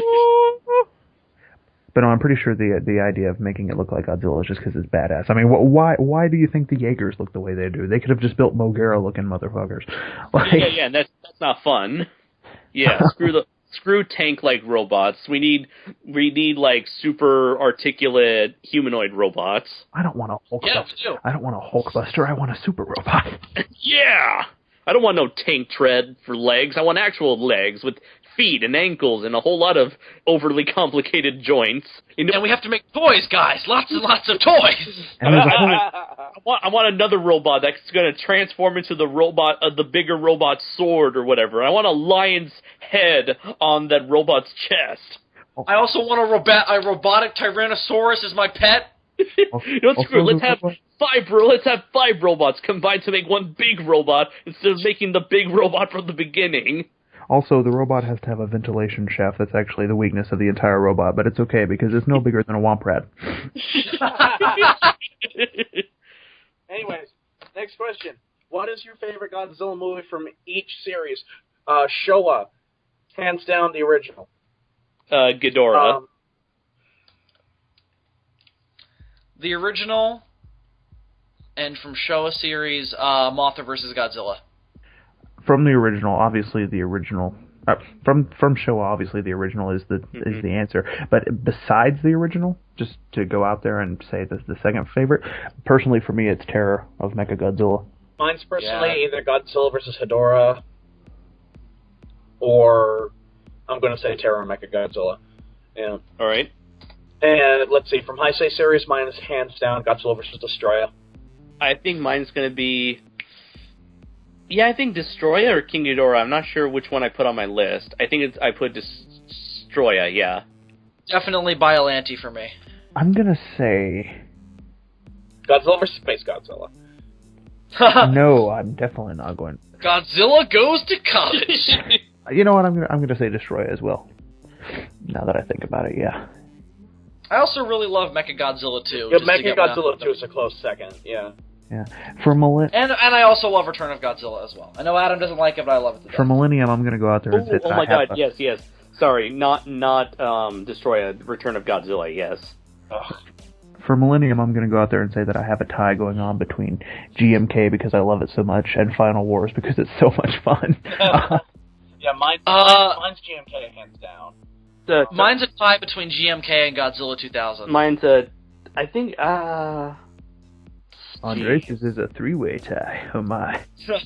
Andres loves all of them. Let's just love all of them. Maybe 2000 for nostalgic purposes. 2000 holds up really well. It actually does. It really does. I have a lot It holds up. It's a really tight, very well-paced, and really fun and interesting the American cut is. The Japanese cut most certainly is not.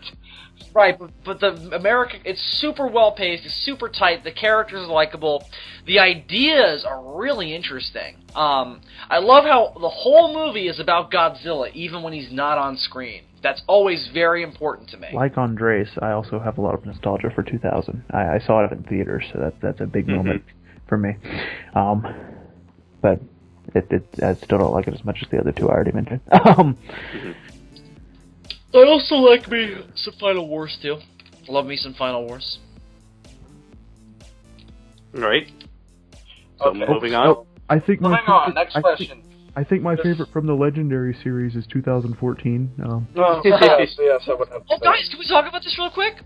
What do you guys think they're going to do about that? Is the Legendary Godzilla part of the Millennium series, which I don't think it is, but I've heard people say that, or is it the Legendary series? It's gonna be. I'm pretty I think sure it's gonna be yeah. either the Legendary series or it's gonna be the American series because I mean yeah, those are mine because Well, it's going to have some kind. I personally do we- I mean, enjoy. I really like the idea of it being called the Legendary series, but I mean, think about it. No one ever considers the Godzilla '98 to be part of the Heisei series. no, And actually, nobody ever considers. I think 98 would work better if you group it in with the Millennium series, just because they mention it. exactly. yeah, absolutely, True. in continuity. And It's an interesting question to think about. Yes. Yeah. The other question is where I'm going to put it when I buy the DVD, because I'm out of room on my shelf. That's the most important question easily. Yeah. Like I have to. you buy like the single disc DVD edition. You buy the 2-disc DVD special edition. You buy the Blu-ray edition. You buy the 3D Blu-ray edition. If they release a collector's edition, I'm fucking getting that because I me want too. one of those sexy things. What I'm going to have to do eventually is just break down and buy that bootleg of Return of Godzilla, because the VHS just takes up too much space. Yeah, I have the bootleg, and it looks very nice on my shelf. All I'll have to do is remove two things. One, I'll have to remove my extra copies of Mothra and Godzilla the Animated Series, and also I have a sonic screwdriver that props up my shelf. So I just have to pull that out, and I instantly have more space. So Yeah, that's your favorite genre of music. Oh, what's your favorite genre of music? Sorry, by Spencer Scrudgeon. Well, as I said, the last... Spencer Scrotum. Spencer Scrotum. As I said... we just really offended this dude. Sorry, Spencer Scrotum. As I said the last time we recorded this episode, I have very eclectic taste. I listen to a lot of things, except for country. But overall... I like this country. There are some examples that I do enjoy, but overall I just don't care for the genre. Unless it's performed by Weird Al Yankovic. Yes, that song is amazing. Anyway, but overall, I'd say what I listen to the much is classic rock, with a focus on the with a focus on the 80s, but some older stuff as well. Oh, I completely agree with Dylan. I push all of my opinions to Dylan. There we go. That's mine. Same here. You know, good old like classic Aerosmith, Bon Jovi, Queen, Foreigner, Journey. Yeah.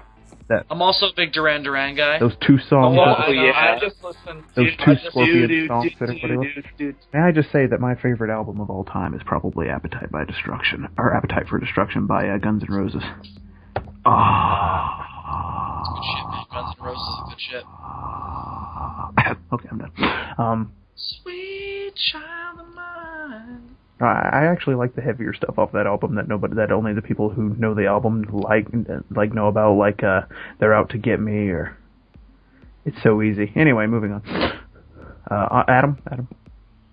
Mine's hard rock or epic. Oh, love me some Two Steps from Hell.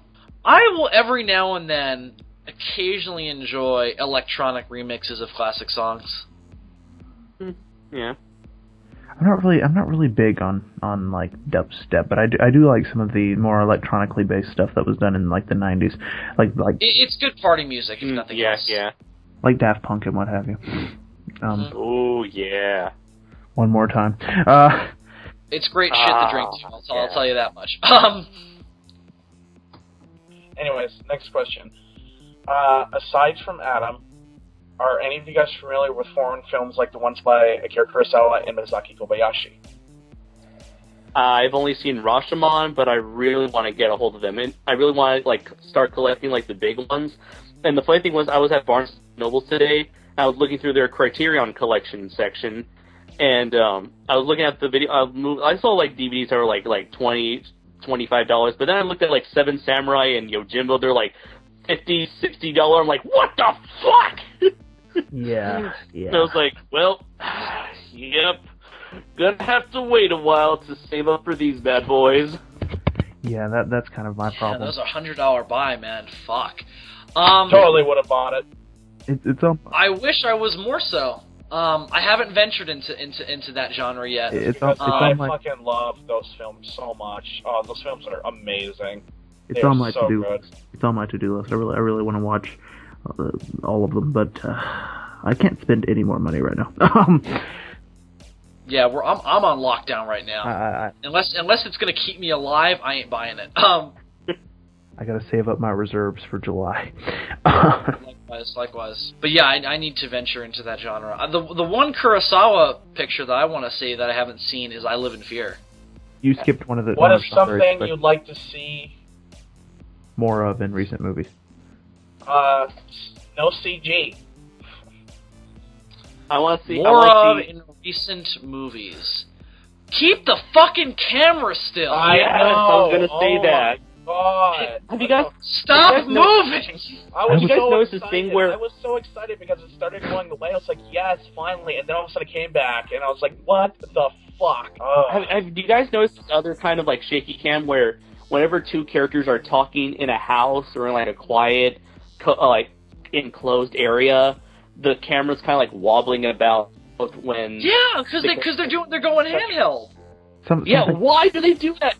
They're just talking to each other in a room. Use a fucking tri-stand. I know. Yeah, tripod, you mean? Tri-stand. Yeah. Here's the whatever. Use one of the tripod war machines from fucking War of the Worlds. Yes. Another thing with regards to camera work. I never get the feeling, usually with modern movies, that the camera is there for any particular reason. Whereas you watch some of the visually excellent works of like Alfred Hitchcock or Stanley Kubrick. Misaki Kobayashi, Stanley Kubrick. Oh my god. Some of the Andres, you recently saw 2001 finally. The camera work in that movie, man. Yeah. Holy crap. That was. I also just missed some of the dialogue that you would see back in like the 70s and 80s. I miss like very free flowing, quick dialogue. I feel like nowadays everything is so it almost seems overplayed to me. Like dialogue is just so. It's always gotta be there for like a plot reason or like just there to develop character. It's like, what happened to the days of like, I like you, man. I like you too. Yeah. Kind of like Tarantino kind of talking, where they're just like having a normal conversation. This is how. I almost point more to Jaws. Jaws is always my favorite example of the kind of dialogue I like in a movie. Oh, dude, but the best example I can think of to go with what Andres was saying about Tarantino's style of dialogue, the opening to Reservoir Dogs, where they're sitting around the table. Just oh my god! And Quentin, Mr. Brown, as he is in the movie, gives his theory of what the song "Like a Virgin" is about. It's genius. Yeah. It has nothing to do with the movie overall. It just develops character. And then there's the whole thing where what's his name? He doesn't want to tip Mr. Pink. Buscemi, Steve Buscemi. I also love the scene in Django where Christoph Waltz tells Django the story about Brunhilde. Yes. That's a good example of that as well. Django has a lot of that in it too, and that's why I really enjoyed that movie. You know what's another thing I really want to see more of in modern day films? More natural, not natural lighting, but like natural color, because I feel like a lot of there's a lot of digital colorization, a lot of digital like filters, like everything, like almost every film nowadays uses the orange and teal colorization. Yeah, I call it the 300 effect. Not every movie has to be stylized, you guys. I know. Yeah, I agree with that as well. Like I first noticed it when I was watching like Transformers. I noticed like everyone had like bright orange skin, like everyone was like Oompa Loompas or whatever. And I was like, I look back at like the 80s, like 70s, 60s, I'm like, this is all like natural color. I just want that. I don't want everybody having the same skin tone or whatever, or you're really green or really blue. I just don't want any of that. It just looks unnatural. I want something that draws me in. I know, and I just want to go back to the camera thing just because I'm a huge cinematography guy. Fucking A. The camera needs to be set up for a place. You're making art. What's going on right now, it just feels like people are like, well, look, I can move the camera around. Or like, oh, well, let's just put the camera here because it looks cool. No, see, even though it really doesn't. The only director I've seen who's able to do that and make it work is Peter Jackson. You see, that's the problem, though. They're supposed to be making art. They're not making art, they're making money. They're not making art, they're making money, yeah. Another thing, and this is another example of something Tarantino does right. Choreograph your fight scenes. Oh my god, yes. This is quick cut, shaky cam BS. It makes me love the action scene from Hard Boiled, the hospital scene, so much more because that scene goes on for like 6 minutes and it's one shot. I just want some more wide shots in my action scenes. This is true too. So many. No, you know what? I just want more wide shots in general because there's so many times in movies we only see actors from the waist up. We don't see their entire bodies anymore. Or just their fucking face. It's like, just look at me, I'm right in the camera. Look at me, I'm right in the camera. Fucking Les Mis. Oh, I didn't see Les Mis. Or even in like the recent Captain America: The Winter Soldier. I mean, there were certain instances where like big special effects was good, but then whenever there was like a handheld, and there was like a hand-to-hand combat scene, Captain America would always do like this. The cinematography would always go into that shaky cam routine. The only scene that bothered me was the opening action scene, because I could not tell what the fuck was going on that fucking barge. But the rest of the time, I actually commended Winter Soldier for doing it less than some of the other movies that had come out at the time. So true. But like the fact that they started off right. I don't know why these movies even bother doing 3D versions. I already feel like the characters are sweating right on me. I mean, I can already see down their throat, and when they're talking, I can see their uvula dangling. I mean, it's already bad enough. Yeah, I agree. Anyways, next question, and I'm gonna read it, and then I gotta fucking pee. Are there any Godzilla films? Okay, next question. Who is your dream cast? We had so much fun with this question, Adam. We did too. Who was your dream cast for the Godzilla movies? Let's start off serious, and when we come back, let's go apeshit. This is the kind of question. This is the kind of question that makes me wish we hadn't lost the original recording. I know. Oh my god. Yes. I'll be right back. Oh my god. Yes. I will be right back. God. Would have been that was like the best moment lost from that recording. You guys missed it. I don't even know if we should recreate it, because part of me would be in glee to know that you guys missed it. I am lost. Okay, let's see if we find serious. People we would watch. So Godzilla human cast? Yeah, it doesn't have to be anyone. Yeah. It can be anyone in the history of cinema. Oh God. Charlie Chaplin. No. See, it's really hard for me to answer this because a Godzilla human cast is always very specific to what's going on. So it's difficult. But let's brainstorm some ideas here, boys. Just think of really good character actors that you could put in any situation, and they would be all right. Oh God. Let me think. Army Hammer? Oh. You're pointing out like people who have been in movies in the past year. Arnold. Because that's Arnold Schwarzenegger. Arnold could fight Godzilla. Godzilla, put that bus down.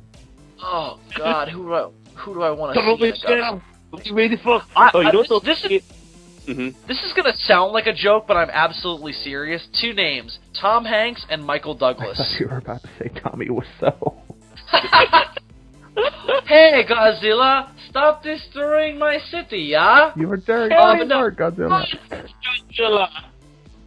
Tom Hanks as a military man, as like a field sergeant, and Michael Douglas as like a I don't know, like just a big name, like a newspaper editor or like a general or something. I think that dude is an incredible actor. How about Robert De Niro? Tommy Lee Jones. Young. Young Bobby. Young Bobby G.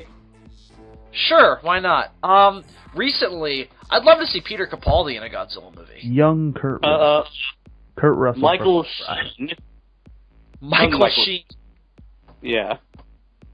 Oh, God. What's a good woman actress? I'm trying to think of people who I'd love to see say the name Godzilla. Jack. Ooh, young 90s Jack Nicholson. Godzilla. Matt Smith. Here's Godzilla. Or David Tennant. I'm just thinking of fucking Doctor Who actors now. Keith David. I'm back. Eccleston? Yeah, I can see Eccleston. Keith David. Patrick Swayze. David, David, yes. One guy.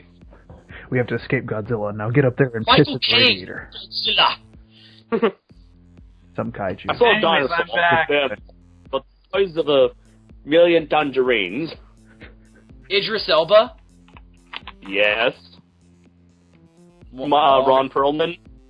Oh no, we have to take down Godzilla with this missile. Anyways, how many of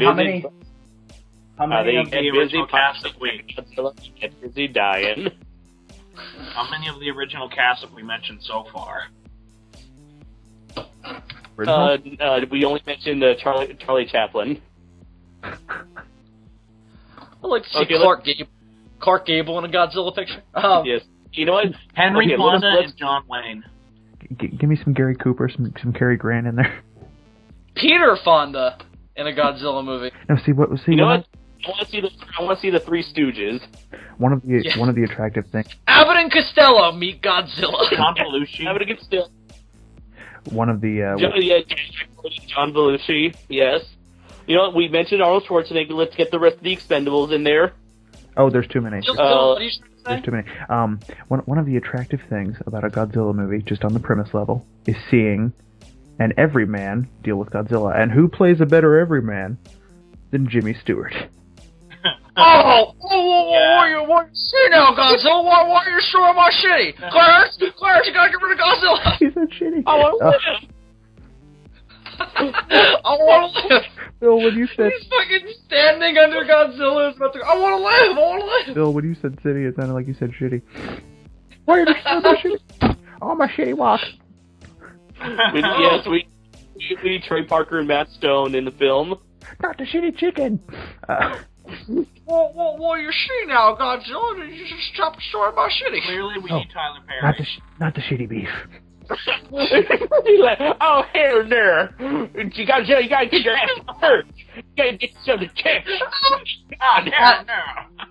Adam Sandler, like a woman. I like take on. Adam Sandler. Oh my God, you can't get what you gonna do now? It's a good Godzilla. It's a good movie. I'm just gonna go ahead and knock this question out of the park. I would like to see a Godzilla movie featuring every actor and actress ever on the face of the planet. Yeah. I think just to name dead actors, I would love to see in a Godzilla movie. Orson Welles. The budget. Orson Welles. The budget for that movie is so high just because of all the people you would have to hire.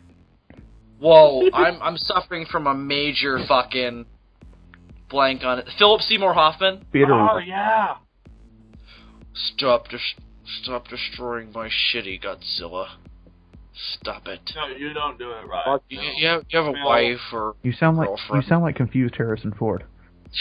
No, I'm doing Philip Seymour Hoffman.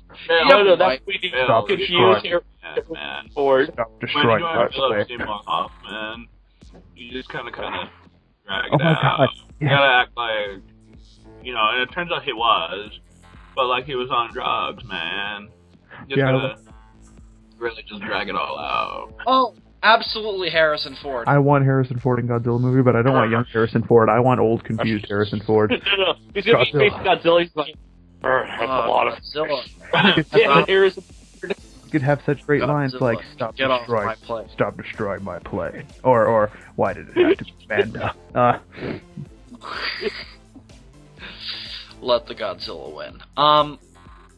Don't tell Let's see. Hugh who else? Jackman.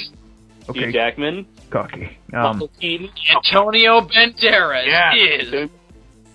Robert Downey Jr. Yes. You know who needs to be Madonna. in there? But You know who Madonna. needs to She be was in an there? actress. You know who Bill. needs to be in Prince. there for a role model for We children? need Prince in there. No, I wait, can for tell you children? who needs to be in here. Because the Uh. kids need a role model in this film, we clearly need Miley Cyrus. Oh yeah. Yes, let's get Miley Cyrus in there, who tries to tantalize Godzilla with a stripper dance. We gotta And, get. and Godzilla Charlie should- Sheen. Charlie Sheen while we're at it. Oh, yeah. Gwyneth Paltrow, We gotta get some Shatner. Godzilla just stepped on my house. Leonard This list, Nimoy. Bill, I just need to say that this list still is nowhere near as good. No. It's good for me. Let's see. Patrick Stewart. Yes. Patrick Stewart. Being Yes. Godzilla. Ian McKellen. Bill, we need Charlton And him and Heston. Ian McKellen need to be taking selfies of themselves the entire time. Chuck Heston for sure No, should be in it. here's the exact scenario. We need Charlton Heston and George Takei in a rocket heading towards Planet X. Yes, they're Yeah. cast as Glenn and Fuji. So Fuji, tell me, how close are we to the Planet X? I also need Ah! to be very close. I also need Patrick Stewart, Ian McKellen, and Christopher Lee to all be hanging out together. Yes. Just like in a fancy club, just like kicking back drinks. I want Richard Dreyfuss to make a cameo as Matt Hooper and just die in the first 10 minutes. Sometimes Godzilla go away, sometimes you That's don't not go away. Richard Dreyfuss. I know, but I want that guy. I want that guy from Jaws. Robert Shaw? Yes, I want hit Robert Shaw. In Godzilla's eye. Oh, no. Black as night. That's No. not Richard No, Dreyfuss. you know who needs to be in here? Peter Weller. I already said Peter Weller. Nobody Oh, heard you me. did. I'm sorry. Nobody heard me. I want to see Robert Shaw play like Dr. Serizawa. You see Ogata, H-bombs to H-bombs, H-bombs to H-bombs. Humphrey Bogart. Yes. Yes. Humphrey Bogart, yes. McDowell. Both. Or Both Ian and Rodney. And Rodney, not Rodney. and of course the world's greatest actor, Alec Baldwin. Of Oh, of course. course. John Hurt. All I'd love to see some John Hurt in here. of the Baldwin brothers. All of the Marx brothers. Somebody said Dustin Hoffman. I don't know. No, Dustin Hoffman. Definitely Godzilla. Meryl Streep. Definitely, so we'll get an Oscar from her performance. Ronald Reagan. A young Ronald Reagan. Yes. Predator 2. Tear down this building. Predator 2's Danny Glover. Predator 2's Danny Glover. Yes! Jurassic Park's Jeff Goldblum. Yes. Jurassic Richard Park 3 Attenborough. Neil. Richard Attenborough. As he appeared in Miracle on 34th Street. Yes, see Godzilla. He exists in the pretend world. No, come on. I wish you'd be like the one on them. What are you talking about? See. So I like George Nada. We maybe have said every actor on the face of the planet. We have not. Mike Myers. Jim Carrey. Godzilla! Godzilla! Keanu Reeves. We need Keanu Reeves. Eddie Murphy. Guys, have we mentioned Godzilla yet? Have we mentioned the Rees, Bruce and Jet, the Rees?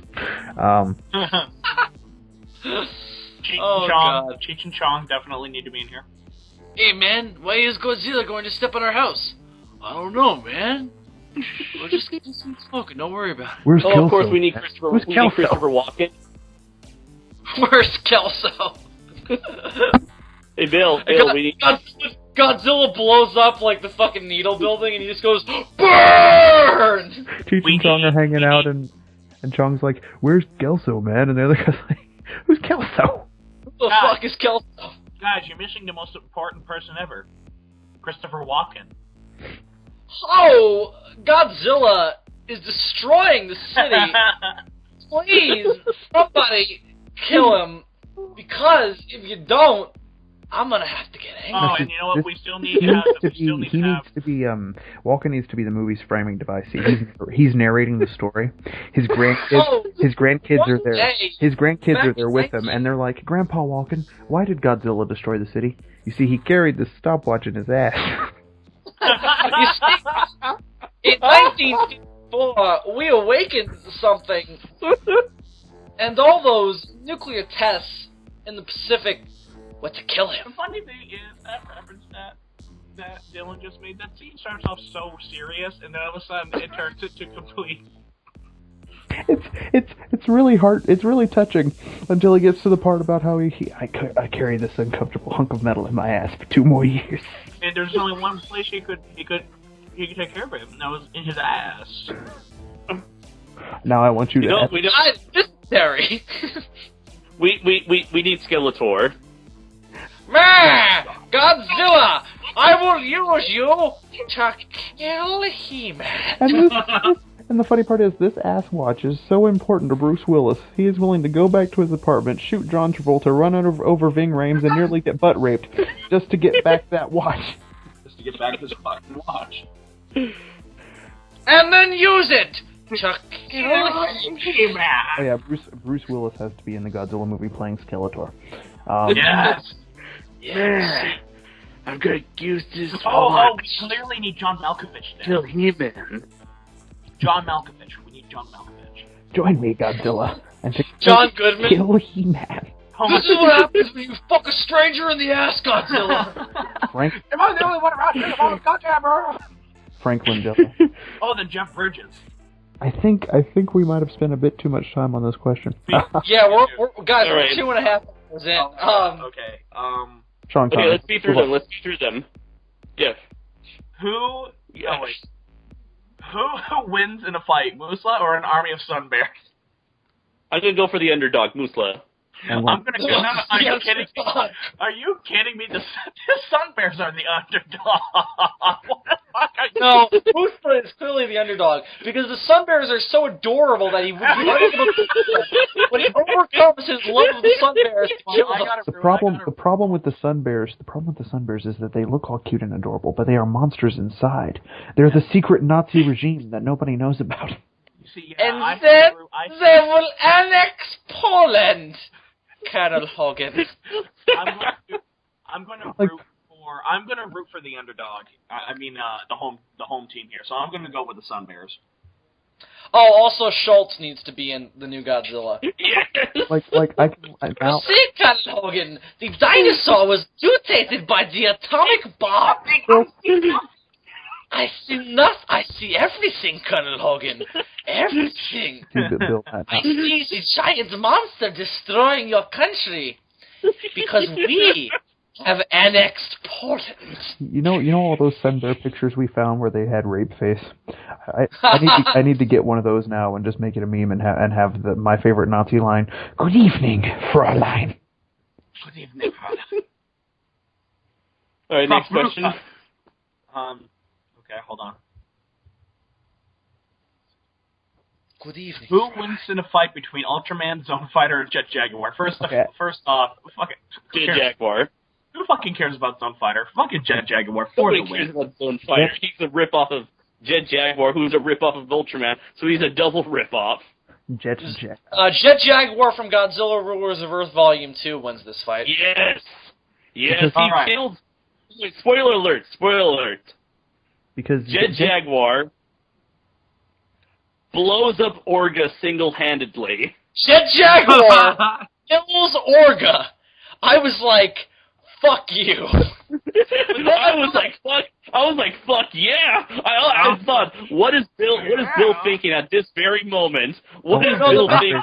Andres, Rulers of Earth made Bill actually like Jet Jaguar. Yeah, I tweeted about this. I said that I actually tweeted this at Chris Mowry. I was like, "You guys fucking made me think Jet Jaguar was a badass. Congrats!" And he retweeted it. I love Jet Jaguar actually does the thumbs up to the human characters. I'm like, yes! Yeah, it was fun to hysterical. No, the best part about the whole thing is when Orga picks up Mogera and rips him in half. I love it when Andres Perez fangirls. Because like, yes!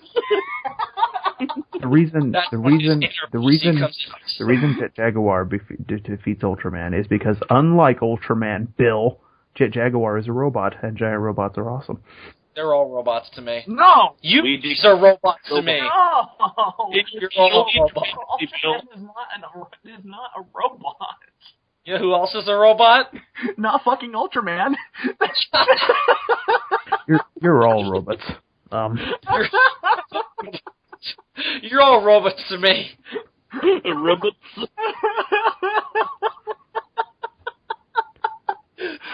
I haven't laughed this hard ever since Brokeback Fuji. All right, next question. Because that's Bill's. That's because I love all your robot stuff. I love your. That's Bill's definition of tokuwatsu: is everything's robots. Tokusatsu, Dylan. Dylan just did it. No, that's the reason I said it is because he says it. That was the joke. No, don't lie. No, that seriously, that was the joke. Bullshit. Yeah. Fuck. Because not only do you say the word wrong, but you have an incorrect definition. You still owe me 20 Monopoly dollars, Dylan. All right, next question. Ethan Chong. All right. $10 when you're proud about my cold dead head. Shockerus versus Reptilicus versus the giant condor versus the giant claw. Who wins? Well, the giant. No. The giant claw wins because he's as big as a battleship. A bird. Shikairis is a parasite. He will eat out the insides of all those other kinds. You're just gonna say he eat out all the other Assholes inside out. You would just eat out all the other kaijus. Wait a minute. Lots of ears to do this. Eat out all the other kinds. I was going to say this in my web design class. I had to do a project on birds on a website on birds, and it said, so I decided to do, because I'm always weird. I always do, like, for insects, I put giant insects from movies. So like. So many kaiju. And so when I did one on birds, the number one bird I put on there was the giant claw, and we literally stopped class. We literally stopped class so that my teacher, Mr. Denolf, could look up pictures of the giant claw. But sir, it's as big as a battleship. Adam, go to the back of the class. The bird. A bird as big as a battleship. Flying battleship. Yeah, a battleship, because, that's the first thing I think of when something's flying through the sky. One of my favorite B-movie quotes. It's right up. It's a bird as big as a battleship. It's right up there with the planet Venus. Venus? The planet Venus? What is that from? That's from 20 Million Miles to Earth, sir. Okay, alright. Okay. That's my favorite moment from Godzilla Palooza, is when I put that in. The planet Venus? Yeah, that was my favorite moment as well. The Venusian from the planet Venus. The planet Venus? Venus? See, next question. Andre, what are your favorite destruction scenes from kaiju films from Sean Barry? Oh God, Terror Mechagodzilla. The original Gojira. What was that? The original Gojira? That's the Hasidic version of Gojira. No, that's where Muto got his start. Yeah, the Hasidic version of the Hasidic version of Godzilla has to include Muto. Yes. I also love the scene from Mothra vs. Godzilla where Godzilla attacks Saburo. I do like that one too, but I mean, Jesus fucking Christ. Oh, I also love the one with Barugon attacking the city too, with like all the tracers and shit firing at the same time. I thought it was a great one. I also really loved. Oh shit! I'm drawing a blank on it now. No, Bill, don't forget it. Keep it in your mind. Fuck, what was it? Fuck, I forgot. Clearly, the one from Young Green Monster from the Deep. Yeah, obviously that's obviously. Gorgo, the attack scene from Gorgo. I would like to throw out the destruction sequence from Ghostbusters. Yeah.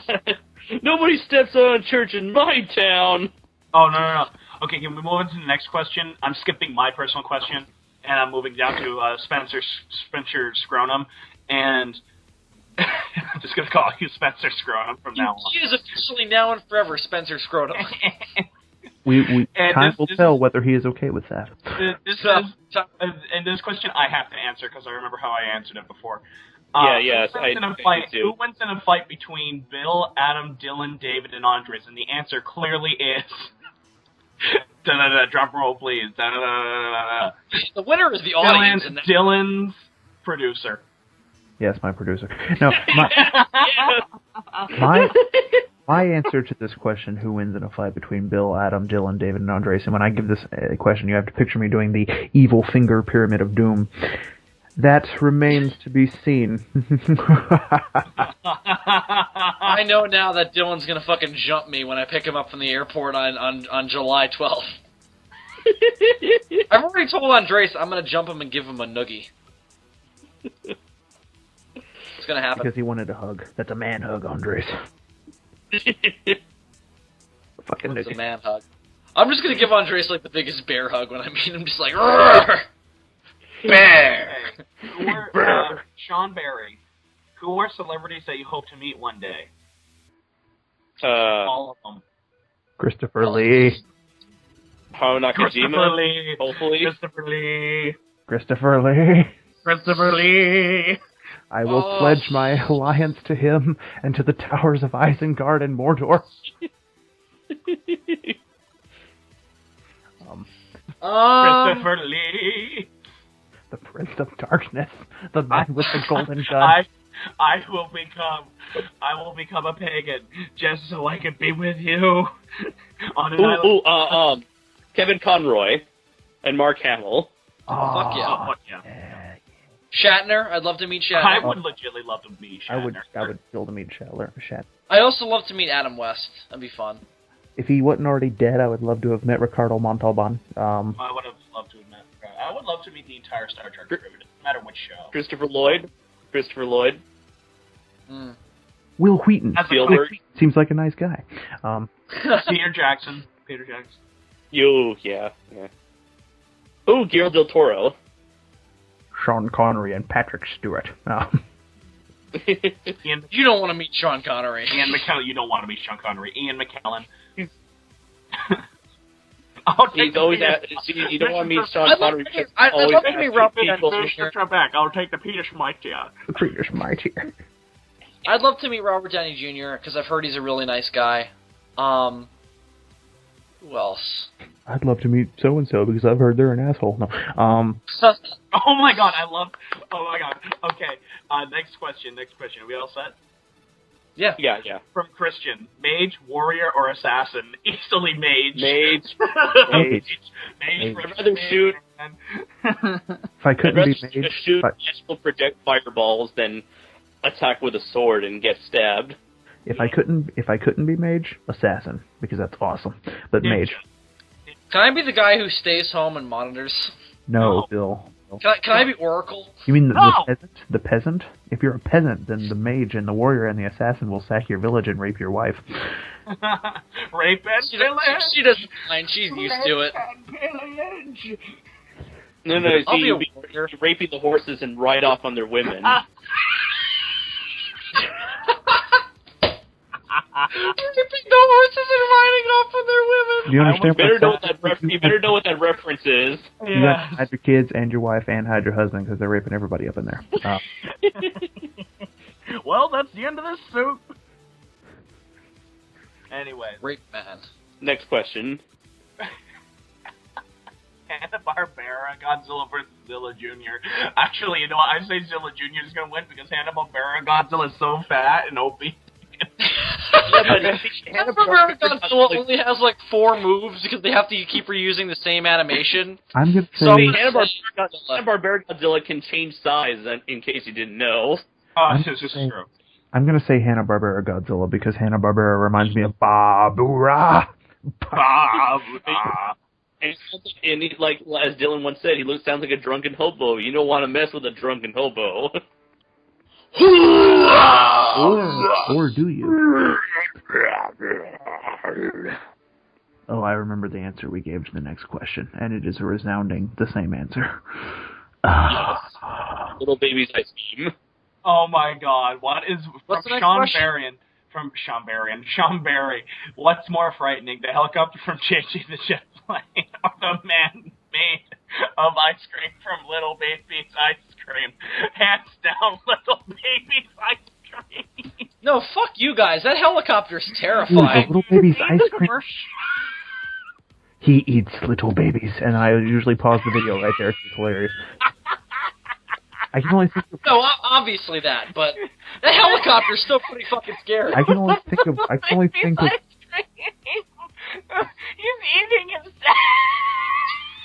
He's so hardcore, so evil. He consumes his own sustenance. Because he's a love. He's eating him, and then he's gonna eat him. Oh my god! Because they are love lickers, and ice cream is a feeling. I can only think of one character off the top of my head that creeps me out more than the little baby's ice cream commercial. How can you eat your ice cream if you don't have any ice cream? Dylan, is it Jeremy Irons from Dungeons and Dragons? No, it is not. No, it is not. I can only think of one character that creeps me out more than the little baby's ice cream commercial, and it's obscure. And if anybody in the audience gets it, I hope they do, and I hope it haunts their dreams. The mysterious stranger from the Adventures of Huckleberry Finn. The one who, a character who creeps me the fuck out is the kid from Invasion from Neptune, which is a movie they riffed on in MST3K, and all the kid says is "I like it very much," and it's terrifying. And that's the movie where they blow up the Hitler building, which is the funniest moment in MST3K history. Oh my god, they blew up the Hitler building. No, I have to say one of the funniest moments from MST3K is Camera 3, get off the track. Camera 3, get off the track. No, don't do it. Camera 3. No! Camera 3! That too. Oh no, not the Mussolini Mall! You blew it off. Oh god. Oh, it was the author I was trying to think of. There's a thing called The Adventures of Mark Twain. It's a claymation movie, and it has this segment with the mysterious stranger, and I shared this with Andres once. Oh yeah, yeah. It is disturbing on too many levels. Okay, next question. Wait, hang on.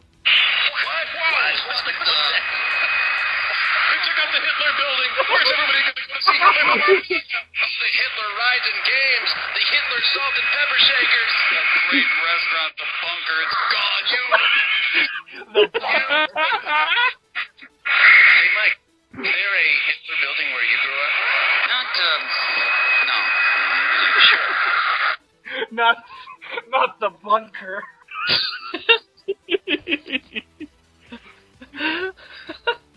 The Hitler salt and pepper shakers, it's gone! I can tell you, the episode that probably made me laugh the hardest was probably in the giant spider invasion. Oh god. That one made me laugh, but also Legend of Boggy Creek 2. Oh. Legend of Boggy Creek 2 made me laugh. Suddenly, I was attacked by a Muppet. Adam, can I address the next question? How many more do we have? Because we're 2 hours. Overall thoughts of the James Bond series. Dylan, Gee. go. Bill, go. No, if only somebody had done some sort of palooza in which they talked about the James Bond series at length. Who could have possibly done that? Who would have set a precedent for reviewing an important, long-running film franchise? And then failed to deliver on a sequel. No, in terms of the James Bond series, love the James Bond series. I'm a huge fan. Fantastic, love it. Just incredibly important, fun, incredibly evocative, just filled with imagination and wonder. Even at its best, they can be fantastic movies. Even at its worst, it's a great example of escapism. And then the 70s, they blew it up. No, Roger Moore was always fun. Even when he was dressing up like a clown. I love this. I like the 70s era as much as of course, I'm also the guy who likes The Man with the Golden Gun. Yeah, I like the man. You really don't have a valid opinion, Dylan. I like the Man with the Golden Gun. Ha! He likes The Man with the Golden Gun. The Man with the Golden Gun, man. It's awesome. because of Christopher Lee. Everybody fucking ignores Knick Knack. No, that's the reason. Because it's Christopher Lee, and he has a flying car and a third nipple and a midget henchman. And to me, the two best Roger Moore Bond movies are For Your Eyes Only and The Spy Who Loved Me. I love For Your Eyes Only. What about Octopussy? Octopussy is an abortion. I know. I hate Octopussy so bad. A View to a Kill. A View to a Kill has Christopher Walken in it, and that's about the only good thing I can say about it. I will watch View to a Kill! And that song is awesome. I will watch A View to a Kill forwards and backwards, except for that one scene, before I watch Octopussy again. Yeah, absolutely. Two of my favorite Bond movies, The Living Daylights and License to Kill, love me some Timothy Dalton. Why was Octopussy so bad? It's just because boring. It shouldn't be a James Bond movie, that's why. My problem with Octopussy is it commits one of the worst sins ever. It's not that bad on a technical level. It just bored the living hell out of me. Oh, it is painful. Wait, is that the one with the underground, with the underground ship? No. No, I think that's The Spy Who Loved Me. Octopussy is all about him trying to track down like a Fabergé egg. It should be an Indiana Jones or the Pink Panther. It should not be a Bond movie. He comes across this woman who like smuggles those sorts of things, like jewels and things, named whose criminal name is Octopussy, and the disturbing thing is she got that nickname from her father. And I believe in the movie, they have the octopus cult, right? Yeah. There's like a this octopus cult, and but then at some point it turns into this plot to like detonate a nuclear bomb at a carnival or something. I don't know. It's all very stupid. All right, next question. Any tips for starting out on YouTube? Nope. Yeah. So the first thing is, what is the purpose for your videos? Are you here to entertain, to educate, or a little of both? To terrify, to scare. To arouse. The second thing is, who is your audience going to be? Are you going to cater to a specific fandom of some sort? Are you going to cater to like a movie crowd, a video game crowd, whatever? And the third thing is, like, do not go half-ass on the technicals, because especially the audio, less so like with the video is important, but especially the audio, because if you're going to go through the whole video talking like, then you're going to lose your audience's attention in like 5 seconds. Let me just say, I would not still be operating if my audio was as bad as it was when I started. Jesus Christ. I invested in a mic, and it was the best thing I ever did. Another thing would be, like, if you're not going to go scripted, you need to have a really good, like, performing voice.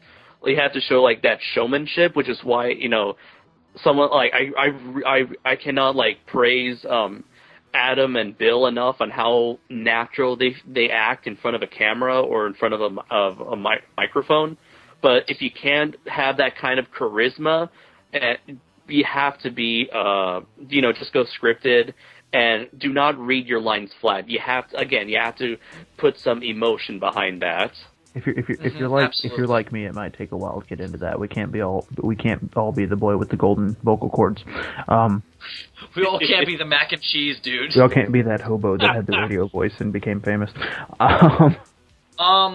My only biggest, and I say this to people who ask me on Facebook and shit, find something you're passionate about. Find something that nobody else has tapped into before, and then talk about it as you know it. Be yourself.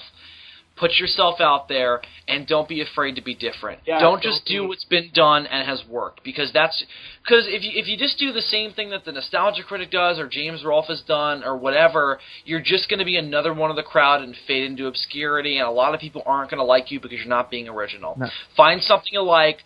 Find something you know a lot about, make videos about it, tap into something that a lot of people also like, but nobody else is talking about. That's the key to success. Now keep in mind that these are tips on how to be like us. If you want to become famous, then there's a whole other... Yeah. Man, you must sell your soul to Satan. You must sell your soul to Satan. That is the first rule.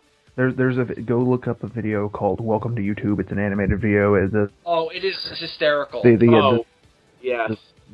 Then you will become famous. Popular. Isn't one of the videos or one of the parts is you have to jump cut like every other second or like? Yes. Yes, I've seen this video. Oh my god. That's how you become famous. Not popular. Seriously though, I don't understand. First off, you shouldn't be asking me or us because we're still kind of nobodies. Pretty much. Yeah. We found a very particular audience who likes our stuff, and we pretty much cater to them. We have become an audience. We have become quasi-famous. We have become quasi-known. So some people know us, and then others are just like, who the fuck is that? Oh no, Bill, we're not quasi-famous, we're quasi-popular. Quasi-popular? No, the moment where I knew that I had made some kind of impact was when somebody came into where I worked and recognized me from nothing but YouTube. What? Yeah, that was big. I was like, the fuck? What's Zazubaar serving me ice cream? It was pretty much like that. No, I was working one night, and I was taking care of this dude, and I went into the back, and he was like, I have to never mind, I'll tell you when you come back. And I was like, oh, this guy's gonna bitch about something. I almost didn't come back out, but then I came back out, and he was like, I saw your stuff on YouTube, man, you're awesome. And I was like, thank you, I really appreciate that. He's like, yeah, keep on going. And then he walked away, and I was like, wow, I just got recognized from the internet. Wow, you know, if somebody came up to me and said, I saw your stuff on YouTube and you're awesome, I would have said, you have terrible taste. Well, that's true, but I didn't want to offend him because he tipped me $10, so fuck that. So yeah, I had that happen to me 3 times at Six Guns City. One time somebody said, oh my god, you're that guy that dressed up like Lady Gaga in that video, aren't you? It's like, oh fucking god damn it. Adam's gonna be typecast as Lady Gaga. And then the other ones were like, the other one was, it was for my reviews. The other 2 were for my reviews. Which, first off, I don't even make reviews. I don't make reviews. I don't. Fuck that shit. I analyze the living shit out of everything. Let's see, on a scale from 1 to 10, how excited are you guys for the new Godzilla movie coming out in a month? 2. Is that no, less than a month. No, like 2. Yeah. I would give it a... it's at least worth a trickle on the Jizz scale. It is. It's worse than pre-com. But you got to immediately clean it up to avoid embarrassment. Yes, this is true. Let's see, next question. I'm gonna... David? If Versus 2 happens, what are your hopes? That's for David, and I'm not going to answer that. I'd watch it. Next question's for me. Adam Caesar Noise. From Sean Barry. What are some of your favorite performances by Toshiro Mifune? My favorite performance by him is easily from Japan's Longest Day. He did absolutely phenomenal in that movie. But another one, and I know you've seen this, Sean, or at least I think you have, is Redbeard. It's also one of my favorite Akira Kurosawa movies. But I also loved him in The Hidden Fortress. I loved this character in The Hidden Fortress. He was a badass in that. See, this is why I like you, Sean. You and I have the same taste in movies. Okay. All right. Next question. Right on, Adam. Sean Barry again. Do you guys like Battle Royale? Yes. Yes, I like that movie. I haven't seen it. I'm not into that whole kids hunting each other thing.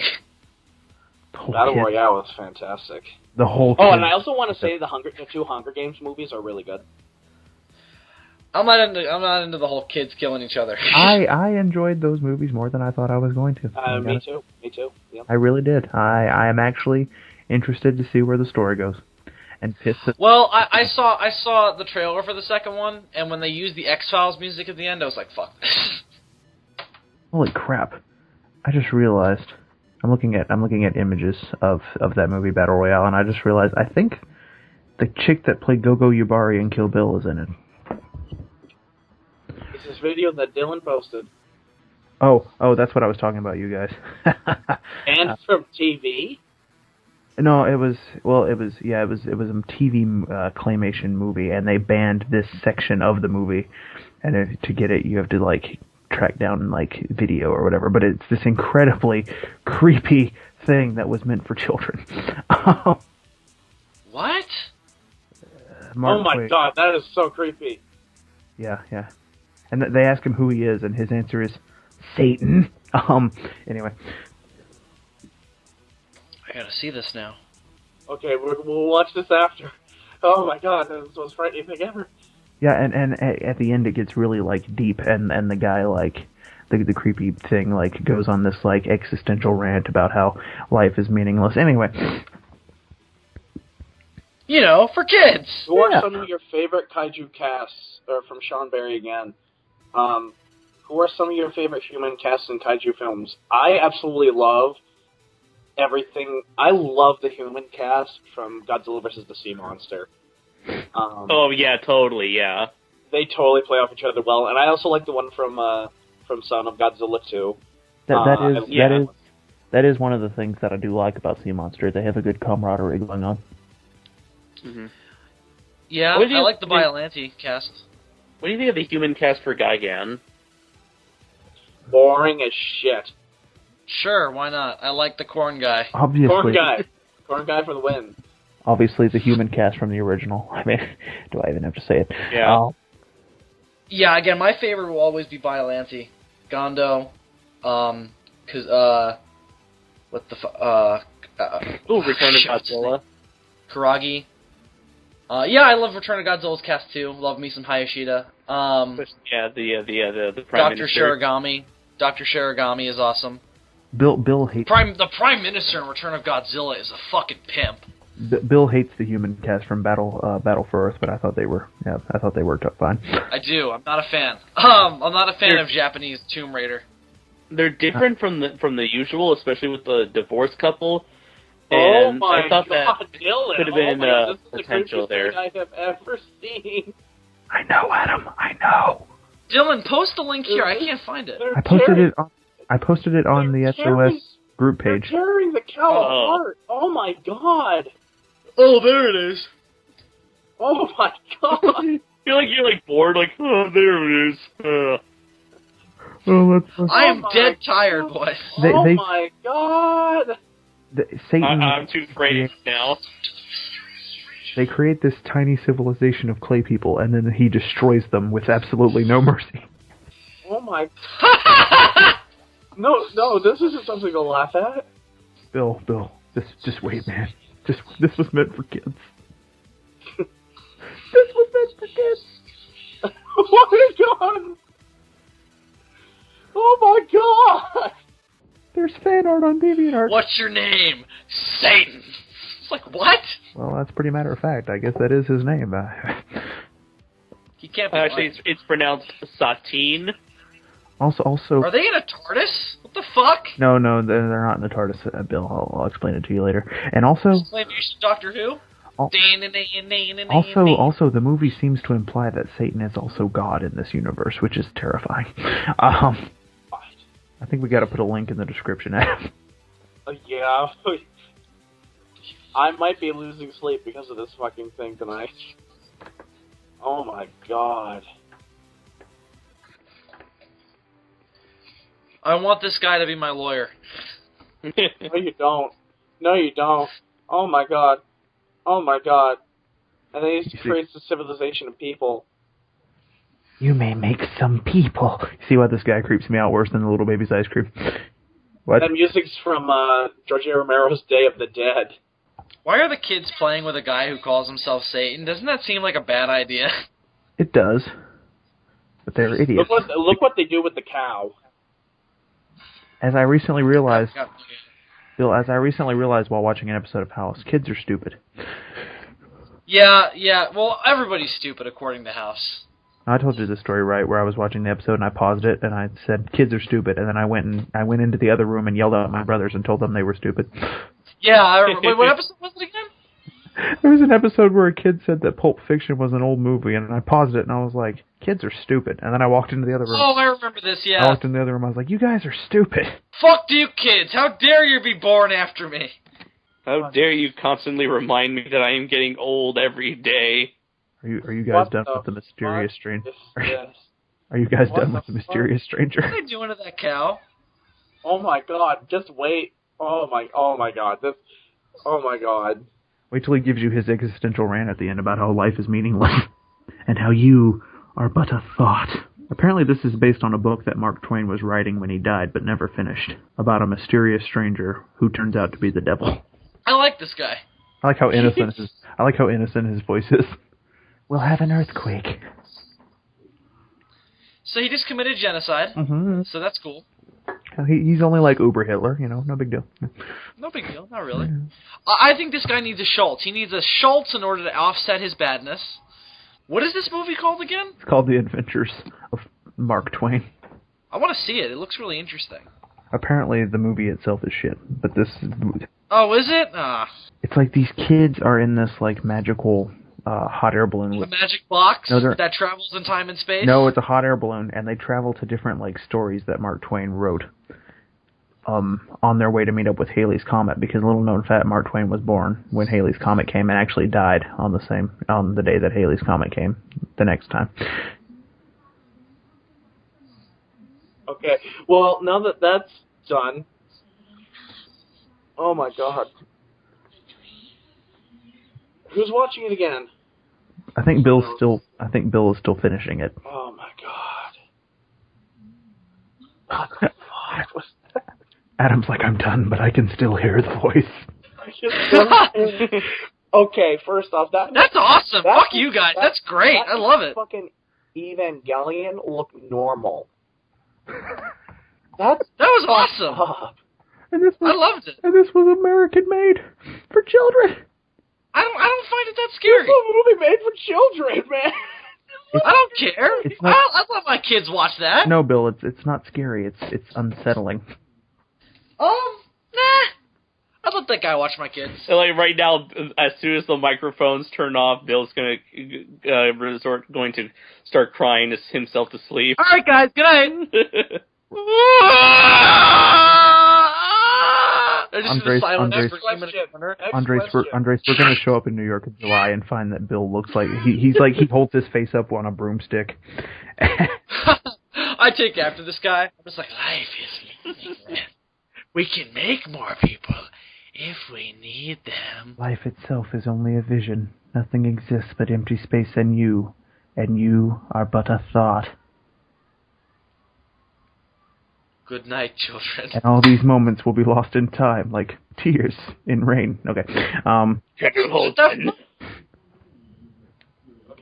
Well, next question. Oh my god. Oh my god. Oh my god. Adam, we can make more people. Oh, shut up. We can make more questions. What did you think of the How I Met Your Mother's series finale? That's ridiculous. Didn't watch it. Don't care. Oh, okay. Yeah, when David knew, we had a conversation about this, and I asked him the quintessential question: how did he meet their mother? And I never got a clear answer.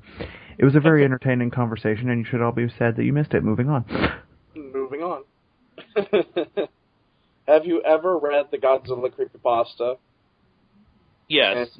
Nope. I love it. Oh my god, that's actually really good. No, I have The not. ending was a bit kind of like sappy, but the build up to it really worked. All I can say about the creepypasta, and this is from Jacob Spencer, is run. Like that moment when you're reading the story and this kaiju called Red looks directly at the screen at you. That's at that point you're like, oh shit. Shit. Life is meaningless. That's what Red says. I think he does say something like that. Favorite monster from the Godzilla the series, the TriStar series. Okay, I got Cyberzilla. Yeah, I got 3 links right here. I'm gonna say Cyberzilla too because I never actually watched it, but I have seen that clip. Here you go. I like Cyberzilla, King Cobra, and the T-Rex. I also really love Robo Yeti. Robo Yeti was awesome. I like the name T-Rex. Ooh, Robo Yeti. I remember Robo Yeti. After Robo Yeti beats Godzilla, he starts playing around with Godzilla's jaws like King Kong. Yeah, that was genius. Great reference to Kong. I also love the Gamera inspired turtle. That was awesome. I think, are we down to the last question? You might be. Thank God. How many, this is the most important question there is, too. How many licks does it take to get to the Tootsie Roll center of a Tootsie Pop? The world may never know. The world will never know! All right, now before we go. Good night, everybody. Good night, everybody. We hope you enjoyed this episode of SOS. Now, is there anything else you'd like to whore out before I say sayonara and tell the audience to go fuck themselves? Be sure to sound. There is an episode of Kaiju Spotlight coming. It's going to be different. It's going to be a special. Yes, it's going to be big. It's a special episode. We're kind of breaking with the normal format, and you know what? I this wasn't intentional, but I recently went over 100 subscribers, so think of it like a celebration. Yeah, so, I'll be involved somehow.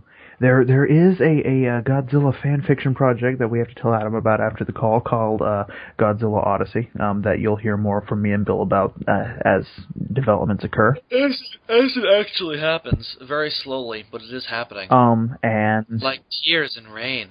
like tears in rain. And that's really all I have to whore out. I would just like everybody out there to remember that life is meaningless and that nothing exists but empty space and you are but a thought. Be sure to like the Sons of Serizawa Network homepage on Facebook for updates on all SOS-related material. Be sure to check out a new Top 15 series that David and I did a couple weeks ago. He's releasing them, just like with his collaboration with Adam, he's releasing these like one installment at a time. We're counting down our top 15 favorite Godzilla movies. But we're actually going through the movies in chronological order from newest to oldest. Oh. Sexy. Oh. Sexy. Oh, Andre still has to edit it, but there's an episode of Shoe Watch that I'm actually in. Totally, yeah. It's just that I've been having a bit of computer troubles, which is why I haven't been able to get right on that. Once my troubles have been fixed and dealt with, then I'll be able to edit the episode and post it on YouTube for you all, the audience, to see.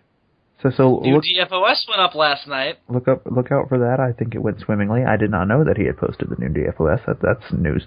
Well, when they hear this, it will be up. We're gonna fuck around with time and shit, man. Whoa. We talk about Star Wars and Pappyland. Pappyland. Yes.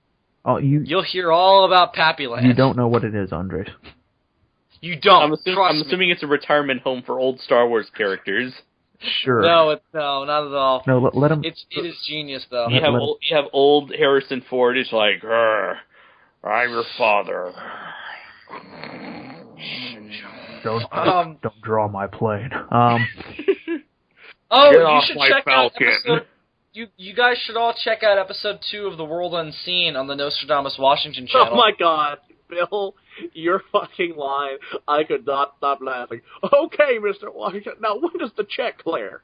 Alright, Mr. Washington, when does the check clear? How'd you guys like his name, Holden Cox? I was like, oh my God, not so Slender Man. I was like, oh, I'm gonna love this.